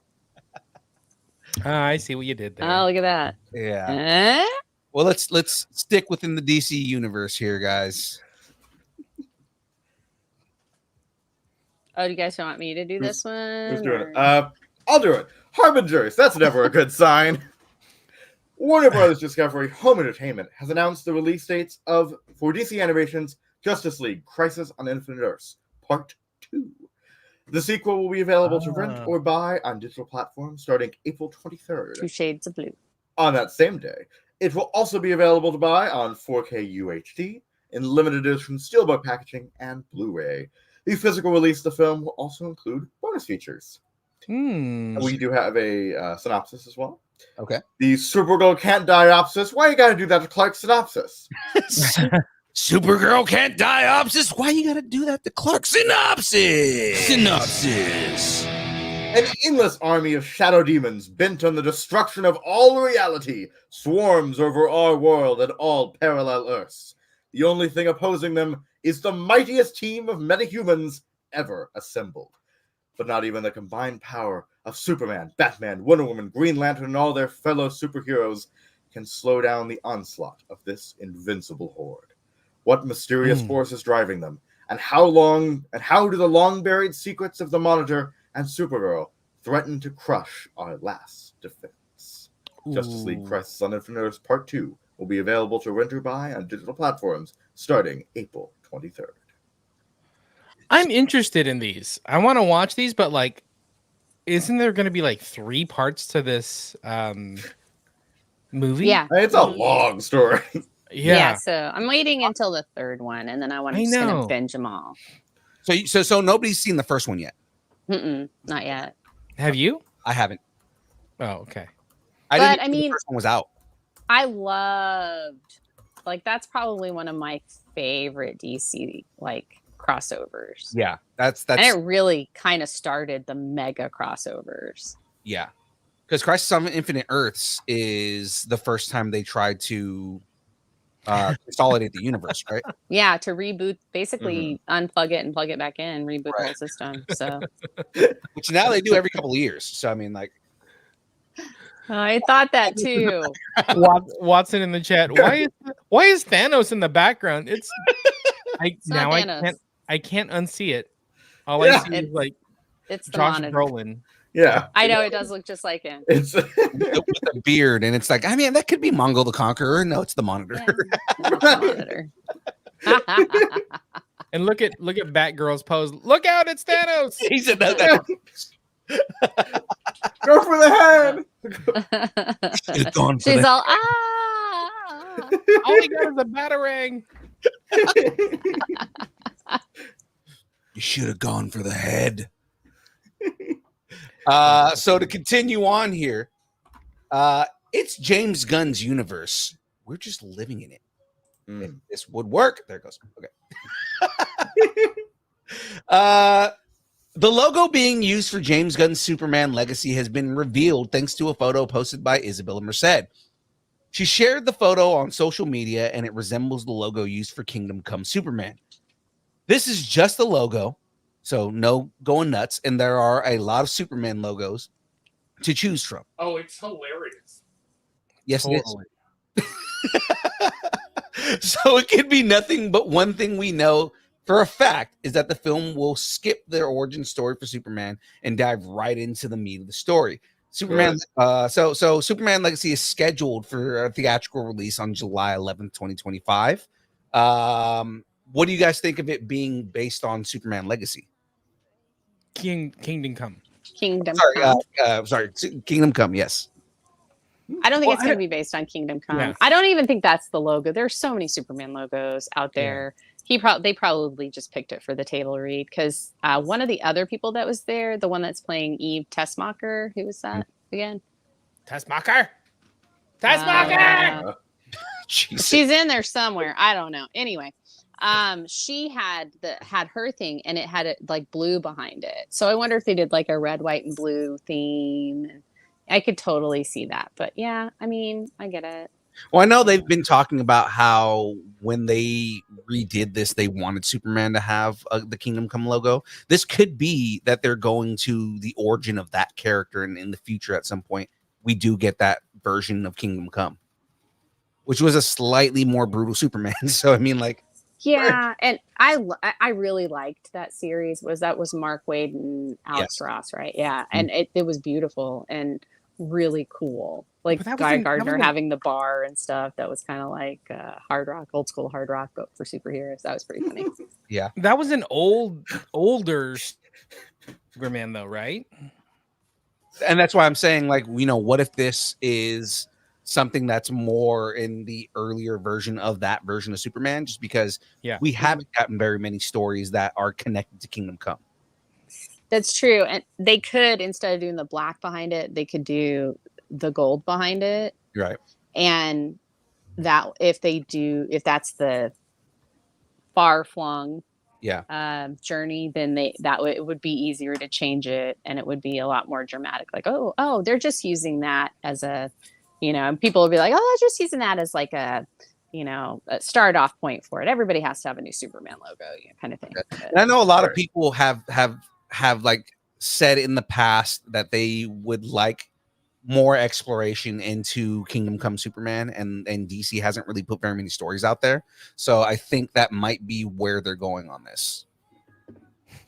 Well, especially with the Elseworld stuff. I mean, they could have that be the main logo, but do Kingdom Come as Elseworlds so that it gives us a little bit of a, oh, hey, what? Maybe it's not Elseworlds. Maybe it is Elseworlds. So, right. Anyway, I want to talk about Cameron's dad's 1961 Ferrari 250 GT California Spider. Rest in peace.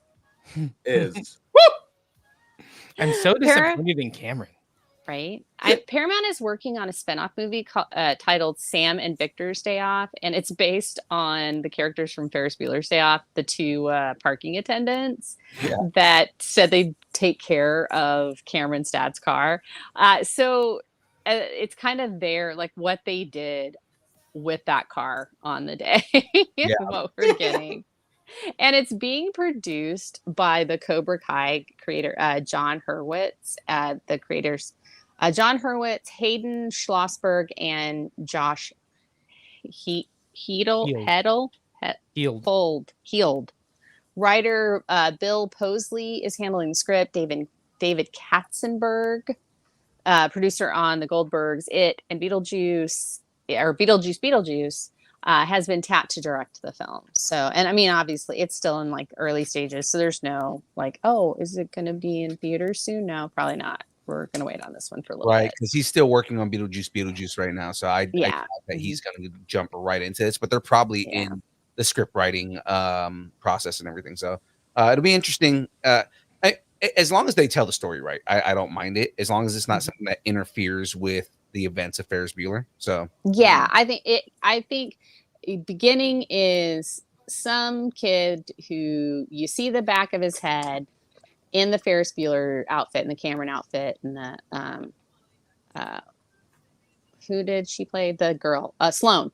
They're them walking away, and then you see these guys just go on their day off, and then they come back before. right. You know, they get that. I had such a crush on Sloane. Oh my goodness. I'm sure anybody who watched that movie back in the day did. Or Legend. She was in Legend. She was in Legend? Oh. Yeah, she was in Legend. But yeah, so I know a little bit too much about it. I don't know if I need this movie, but it sounds fun. Yeah, I think it'd be a fun movie. I just don't want it to be like, and this is going to be, I don't want it to be a like Rosencrantz and Guildenstern situation.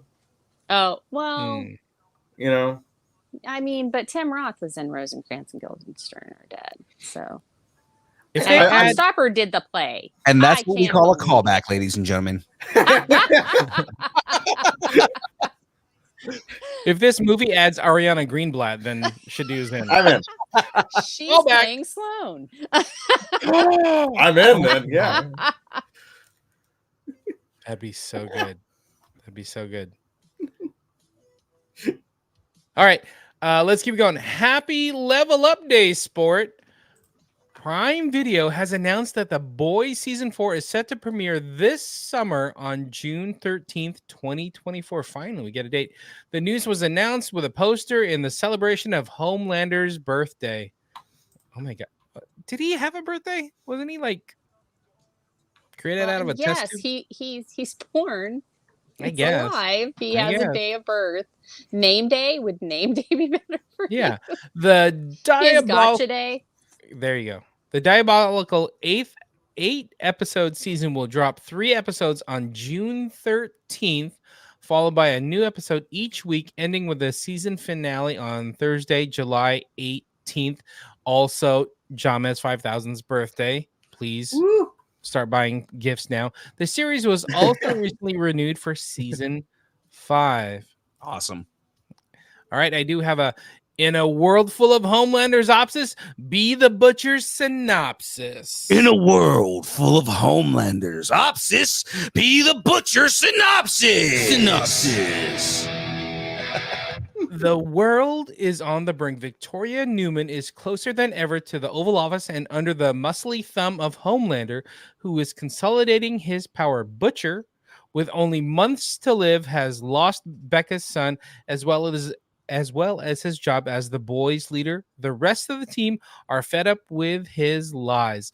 With the stakes higher than ever, they have to find a way to work together and save the world before it's too late.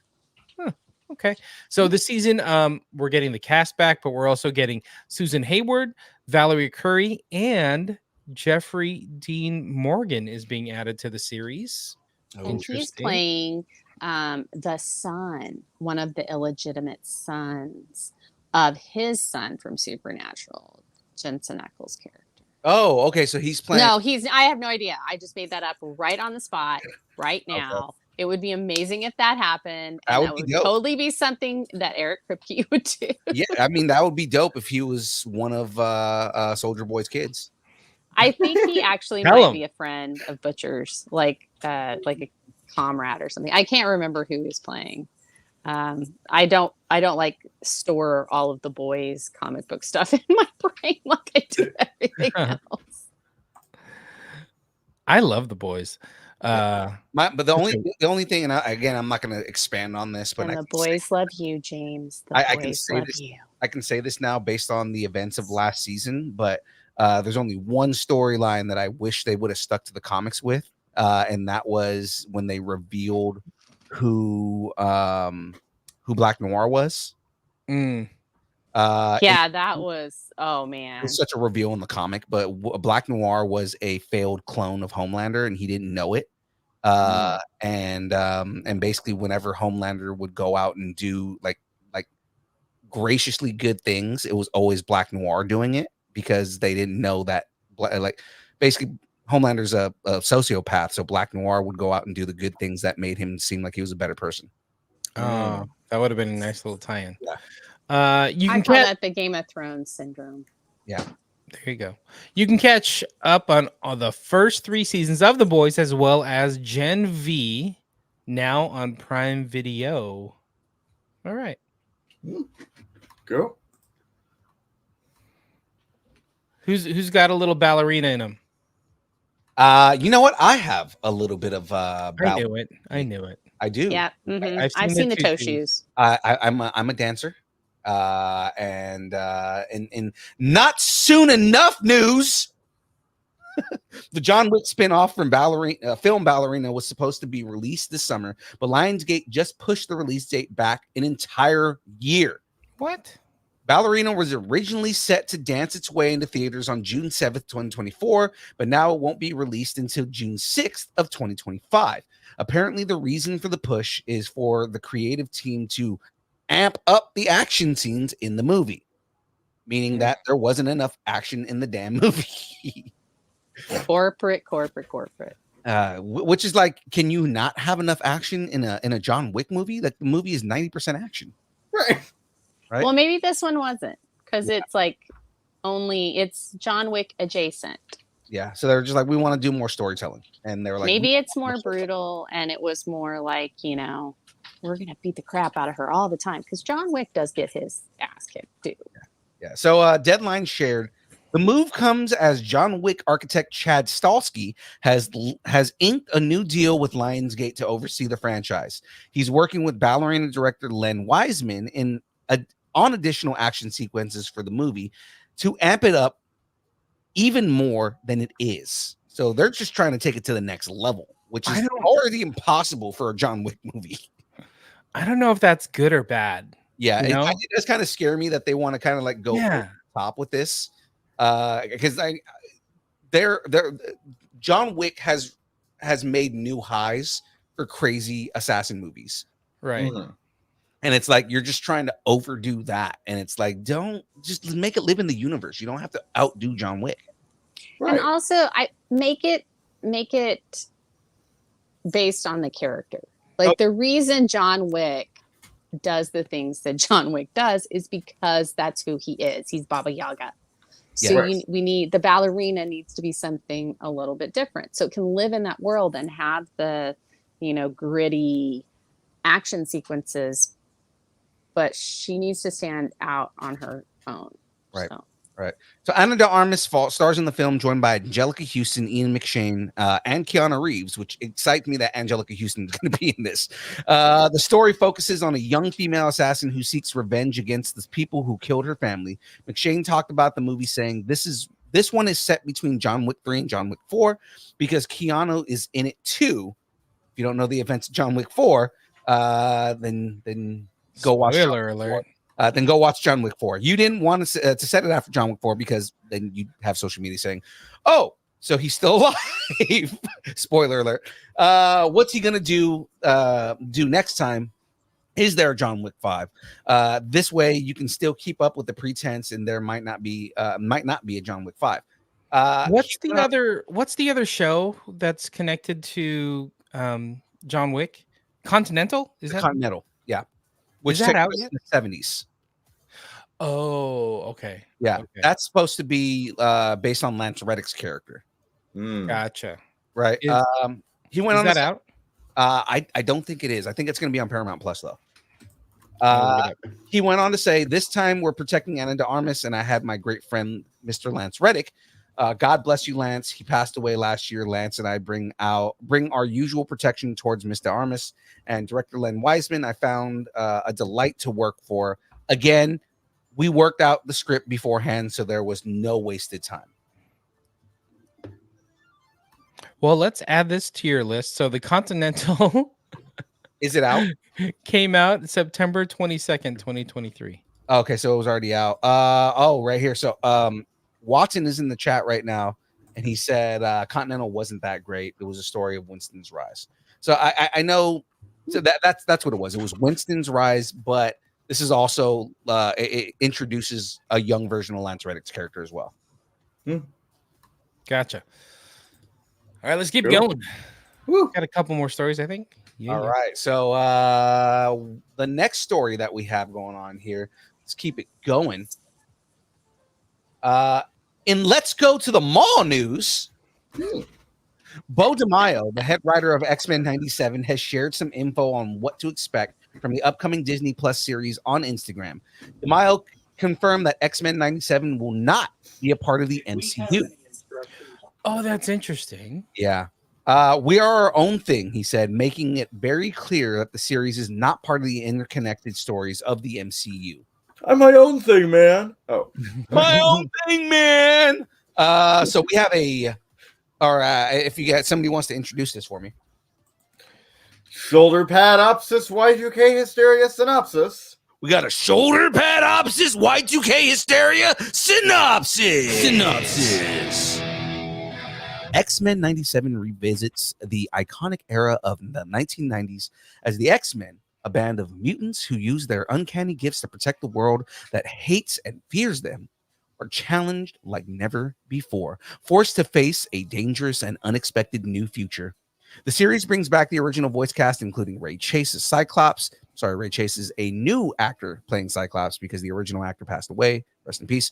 Jennifer Hale as Jean Grey, Allison Seeley Smith as Storm, Cal Dodd as Wolverine, huge deal. JP Carlack as Morph, Lenore Zahn as Rogue, George Buza as Beast, AJ Locasico as Gambit, Holly Chow as Jubilee, Isaac Robinson Smith as Bishop, Matthew Watterson as Magneto, and Adrian Ho as Nightcrawler. The show begins streaming on Disney Plus on March 20th, and I could not be more excited to watch this. Yeah, I'm interested. I'm happy. This reminds me of the He-Man or the Masters of the Universe thing that Kevin Smith has done, is where he's taken like something we loved as kids and like, hey, let's continue it, but probably make the storylines a little bit more mature. Yeah. You know? And hopefully the animations look better. If you've seen the animation on this, because we did a trailer reaction on this, the animation looks great. It does look great. Yeah. I mean, I do. Yeah. I'm just saying, like, better animation. Yeah. Yeah.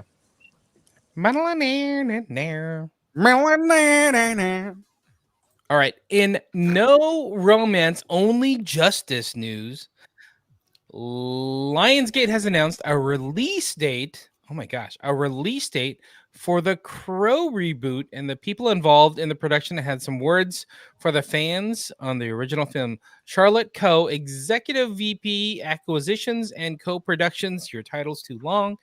We appreciate what the Crow character and original movie means to legions of fans and believe the new film will offer audiences an authentic and visceral reinterpretation of its emotional power and mythology. To work with a creative team led by Rupert's unparalleled vision, style, and storytelling, with a producing team who have made some of the most popular and impactful films of the last several decades, is a true privilege.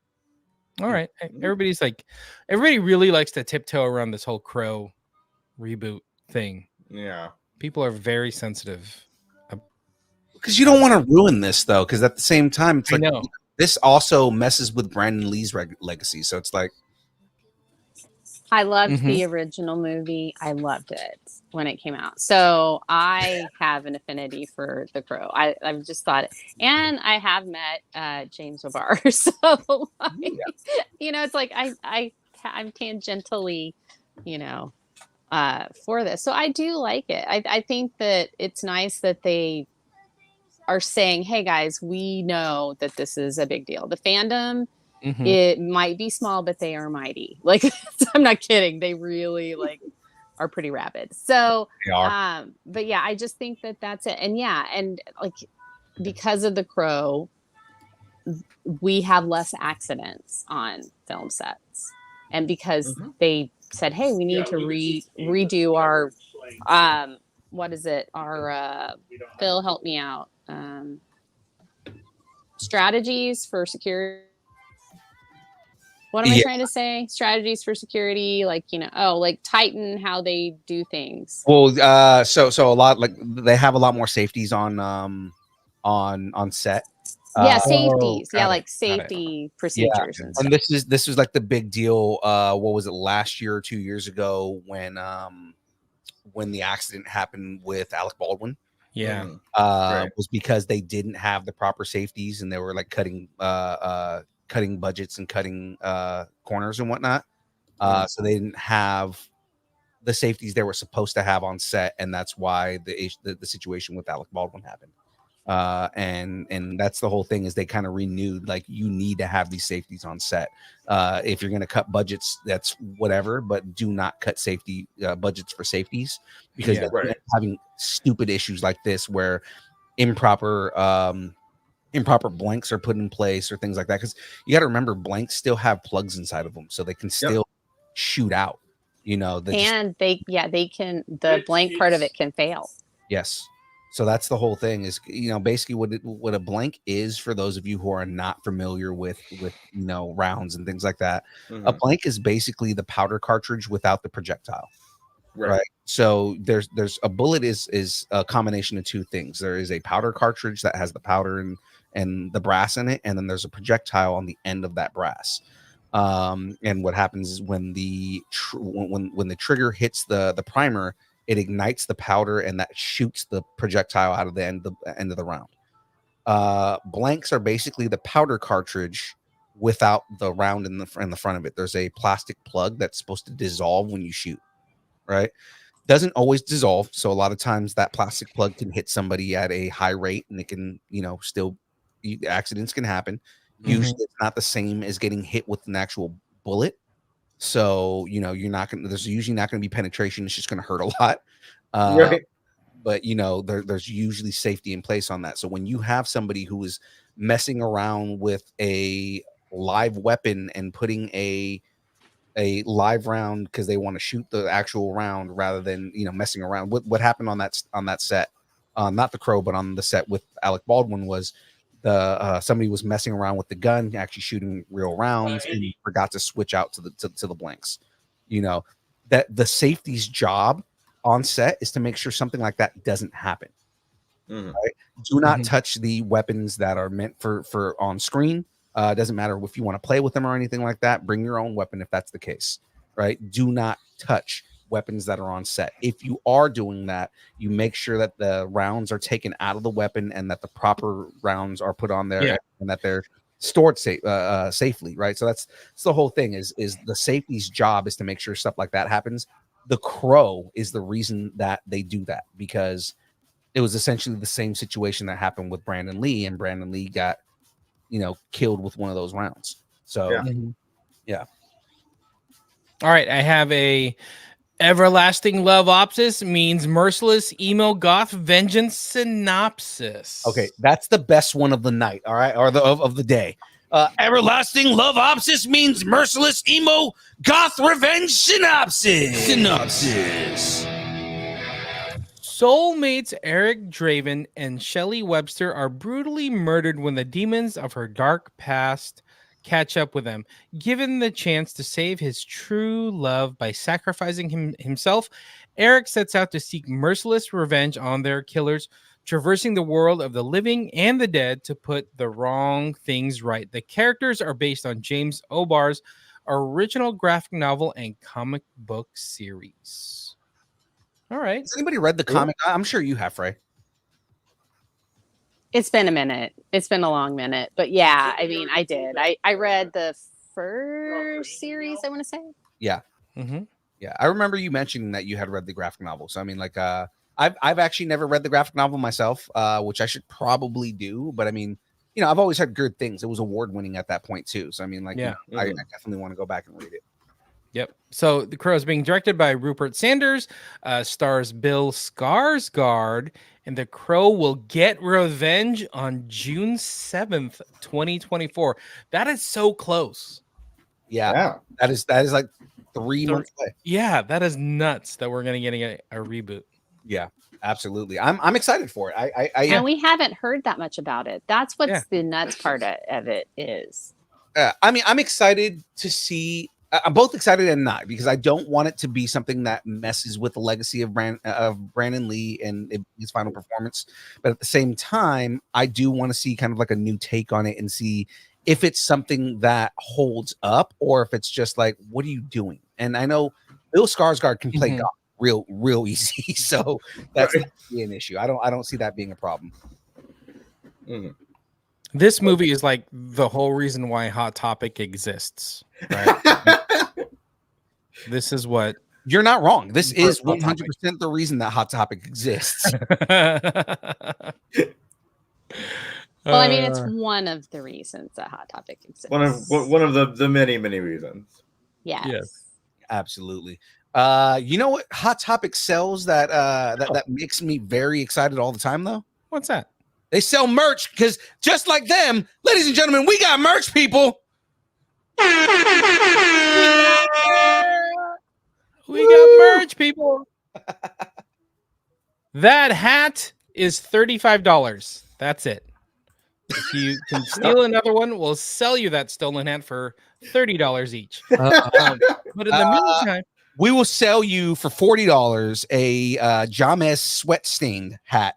Yes. Exactly. For $40. So it's the and it's $35 if it's signed. Yeah, exactly. Yeah. Wait, that went down. They got. We also got shirts. They got shirts. So can you DM us at Distance Nerding on Instagram? Let us know what size you're looking for, which shirt you want, whether it's the logo shirt or the character shirt. You know, let us know. They're $20 each, $25 if we gotta ship it to you. We'll have those at Gem State Comic Con. Yes. So if you want to buy one while you're at the con, totally okay. We'll have them there for you. I think I'm gonna pick up the gray one with you guys on it. Oh, I love it. Because I like that one. That's really cute. And then we'll have one of each that we never wear on screen, apparently. I wear a hat. Yeah, he does wear a hat. I wear a hat on screen. He does. That's not a lie. That's the thing. Yep. And while you have a chance, I think Lucharillas, there's some changing going on over at the Lucharillas. If you can't get Lucharillas, they do have a limited amount of stock available. Let us know if you're interested in the Lucharillas shirt. We may have to hit up our boy like Eric and try to get it for you, but I think things are going away, so get them while you can. Right. Get your Lucharillas. Let's talk. And if you want to see, if you're ready for some Bluey, if you're ready for Bluey, tune in Monday when Young Phil will be game streaming Bluey. You better game stream Bluey. I might, man. So here's a little bit of changes, guys. So our schedule is temporarily changing. Why? Because we've had some things that have freed us up for the time being. So temporarily, we're going to take advantage of some time, right? Normally, I do game streams from 8 to 12 on Mondays. I'm pretty much going to be doing daily game streams at this point. So I'm going to be doing different games and different things like that. Tomorrow, I'm probably going to play RoboCop Rogue City. And then Thursday, I'll buy that for $1. I'll buy that for $1. Thursday, I might actually play Bluey. You don't know. That's what I'm saying. What I have been doing. So this was an unexpectedly fun thing that we did on Monday. We were going through Game Pass and we saw Teenage Mutant Ninja Turtles Shredder's Revenge, and decided on a whim to play that. And I beat the game, but you have to beat it 7 times to with different characters, all the different characters, to like unlock everything. And the game was awesome. It's great. It's everything that we wanted from a game that was an homage to the original, with like all the add-ons that you would ever want from it. It's an amazing game. I had so much fun playing it that I'm like, I'm gonna play this until we like beat out the entire game with every character, because it's definitely worth the play. Oh, that'll be fun. Yeah, so we're gonna be doing that, and then I'm also gonna be playing Shadow of Mordor. Shadow of Mordor. As well as finishing up Suicide Squad, Kill the Justice League, which again so far has been an amazing game. I am in the process of tracking and hunting down Batman. I've already killed the Green Lantern. I've already killed the Flash. Superman actually killed Wonder Woman, so that happened.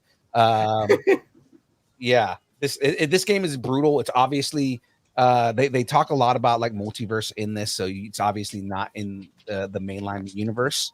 But it's basically, Brainiac has taken over Superman, and there's like a very long battle between Superman and Wonder Woman. And Superman basically out of anger takes it to the next level and ends up killing Wonder Woman in a very long battle. Like I said, it was not, Wonder Woman fought very valiantly and almost won that fight, but it was like Superman with no morals eventually ends up winning that fight because of his just raw power. And Wonder Woman, when she dies, spoiler alert. I mean, I've been playing it on the stream. When she dies, they kind of gave her the homage to the fact that she's a demigod because she basically just becomes ash. Oh wow! Oh, that's cool. But yeah, that's also the whole clay thing. So. Right. Yeah. So she starts slowly becoming ash, and Harley Quinn, it like basically is like we need to fight in her honor. Well, that's good. Right. So it's actually a really good storyline so far. You don't have to I understand that that the patriarchy is going to kill Wonder Woman before they kill Superman. So I get it. Superman is also the ultimate villain character in the game. So I mean, of course. As of right now, I'm hunting down Batman to get to find a weakness for Superman, who is played by Kevin Conroy, by the way. That's awesome. And then Superman is the next villain, and then from what I was reading, Brainiac is like the final boss in the game as it is. So I mean, that should be it, right? So but awesome. I'm excited to continue this game on, but just continuing on that. So game streams are going to be pretty much daily. I'll be playing daily game streams, and then again, another change on the schedule on Tuesdays. The download, the show you're watching right now, we have changed it temporarily from 6:30 p.m. to 10 a.m. on Tuesdays. So we're basically testing out the time slot, seeing how well it does during the day. And all because they wanted to make sure that I wasn't a vampire and that I would get up when we were in Boise. Exactly. So that's going to be that right there. Thursdays, the build is still going to be at the same time from 6 to 8. Reason being is because Graveyard still has a job, so he still works from the time that he does. So to help accommodate that. But we may be doing other things during the day. There's a chance that I may be reaching out to guests and seeing if they want to do interviews during the day, if it works out better for them, right? And then doing other things during the build and whatnot. So we'll be trying out kind of like new platforms, new strategies, new things, just to kind of accommodate for guests as well. Just try new things on the channel, right? Why not? We have the time to do it now, so now's a good time to do it. Hey, it's spring cleaning. We're just spring cleaning. Exactly. So guys, before we finish the wrap up and everything on here, let's get some pluggables. SHDU, where can everybody find you outside the distance nerding sphere? Hold on. He has a whole thing. You can't just throw it. Yes, I have a whole thing. I am SHDU Studios here on YouTube and on Instagram. I do short films, music, world building, and other nerdy stuff. I'm also on Fray's channel. We have a little series called Classified, where we take your favorite pop culture characters and place them into their respective D&D classes. We also have a companion series called Journals of Classes, where we go through each of the D&D classes and their subclasses. We have a new episode of Journals of Classes, which will be coming out soon. It will be on, I believe, Rogue. So, we just did Ranger, so Rogue. I am also in the Distance Learning Sphere, as you can see. I am on the download on Tuesdays, the very show you are watching right now. The build on Thursdays, and I'm on Kyber Cave Productions for the Saturday Morning Nerd Out, and now the New Order. Ooh, Fray, where else can we find you? Well, I'm everywhere you want to be. So you're the army? Yeah. No, so I'm on Distance Nerding, and Oh no, your visa. Sorry. Yeah, visa. Everywhere you want to be. Everywhere you want to be. And I don't know why I did that accent with it. Everywhere you and want to be. I'm on Kyber Cave for the Nerd Out and New Order. I'm on my own channel. We have Corgi Shorts, because why not? And we are doing Journals of the Classes, Classified. Yeah. And then a couple of shows coming up if I can ever get the motivation to write the scripts. So that's me. That's me, Fray. That's a me, Visa. It's me. She is the visa.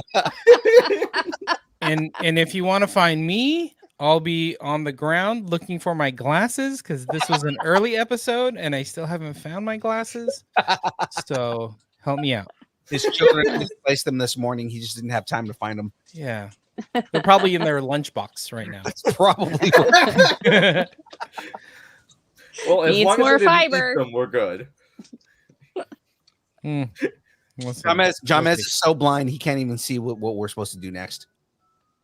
Have something you want to discuss? Because this is from memory. Tell us what you're nerding out on, and make sure to let us know in the Facebook group, The Distance Nerdington Post. Of course, ladies and gentlemen, if you want to help us and support us in everything that we do and get us to continue doing more and more fun things for you, then of course you can head over to distancenerding.com and you can buy us a taco by clicking at that button at the top of the screen right there. Buy us a taco and be a part of the taco party. Yes, ladies and gentlemen. The taco party.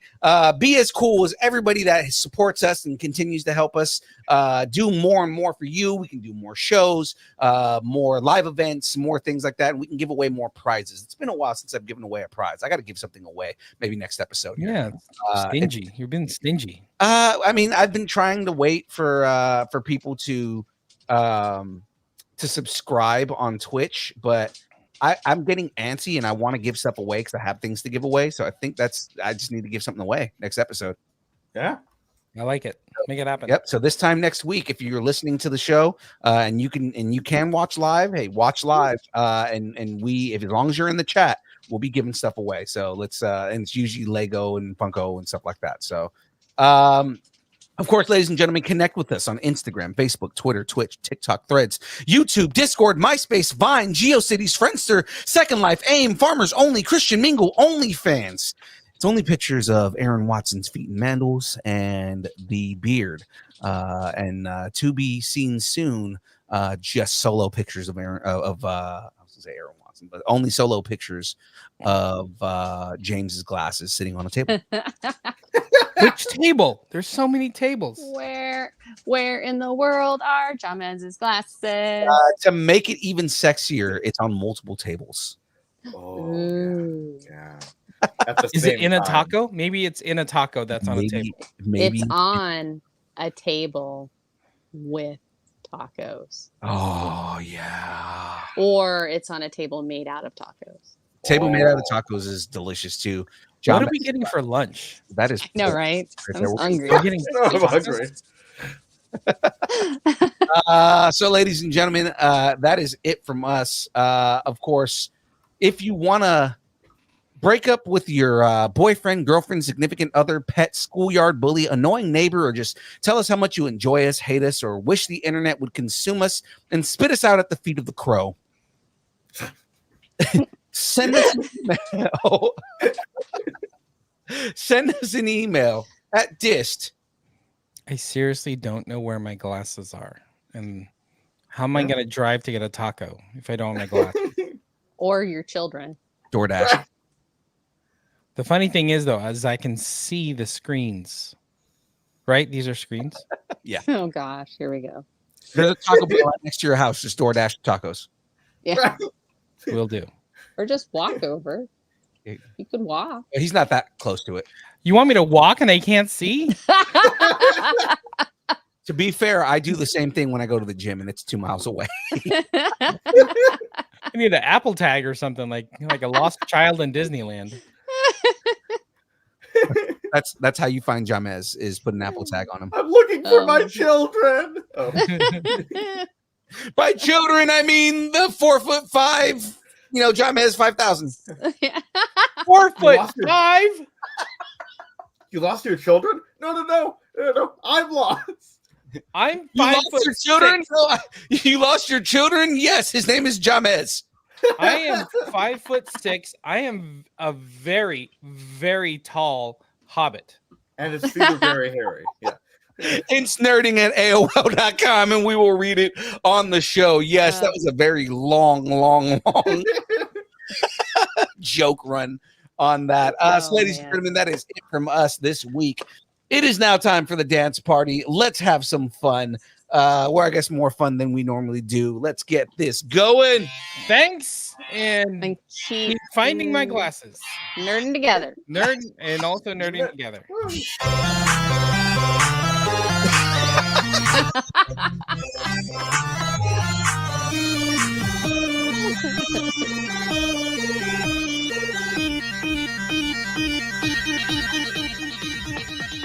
Distance nerding.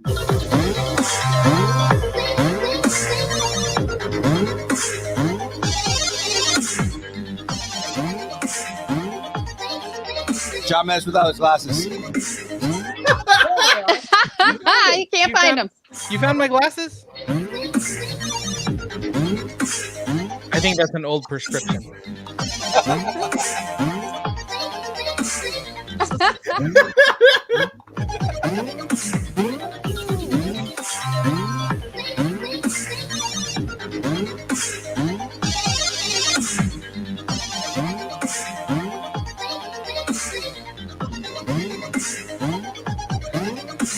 Do you have my glasses? Are those my glasses? I think these are mine. I don't know. Maybe we have the same prescription. Could be. Maybe I need to DoorDash some glasses. There you go. We'll see everybody next week. Where's the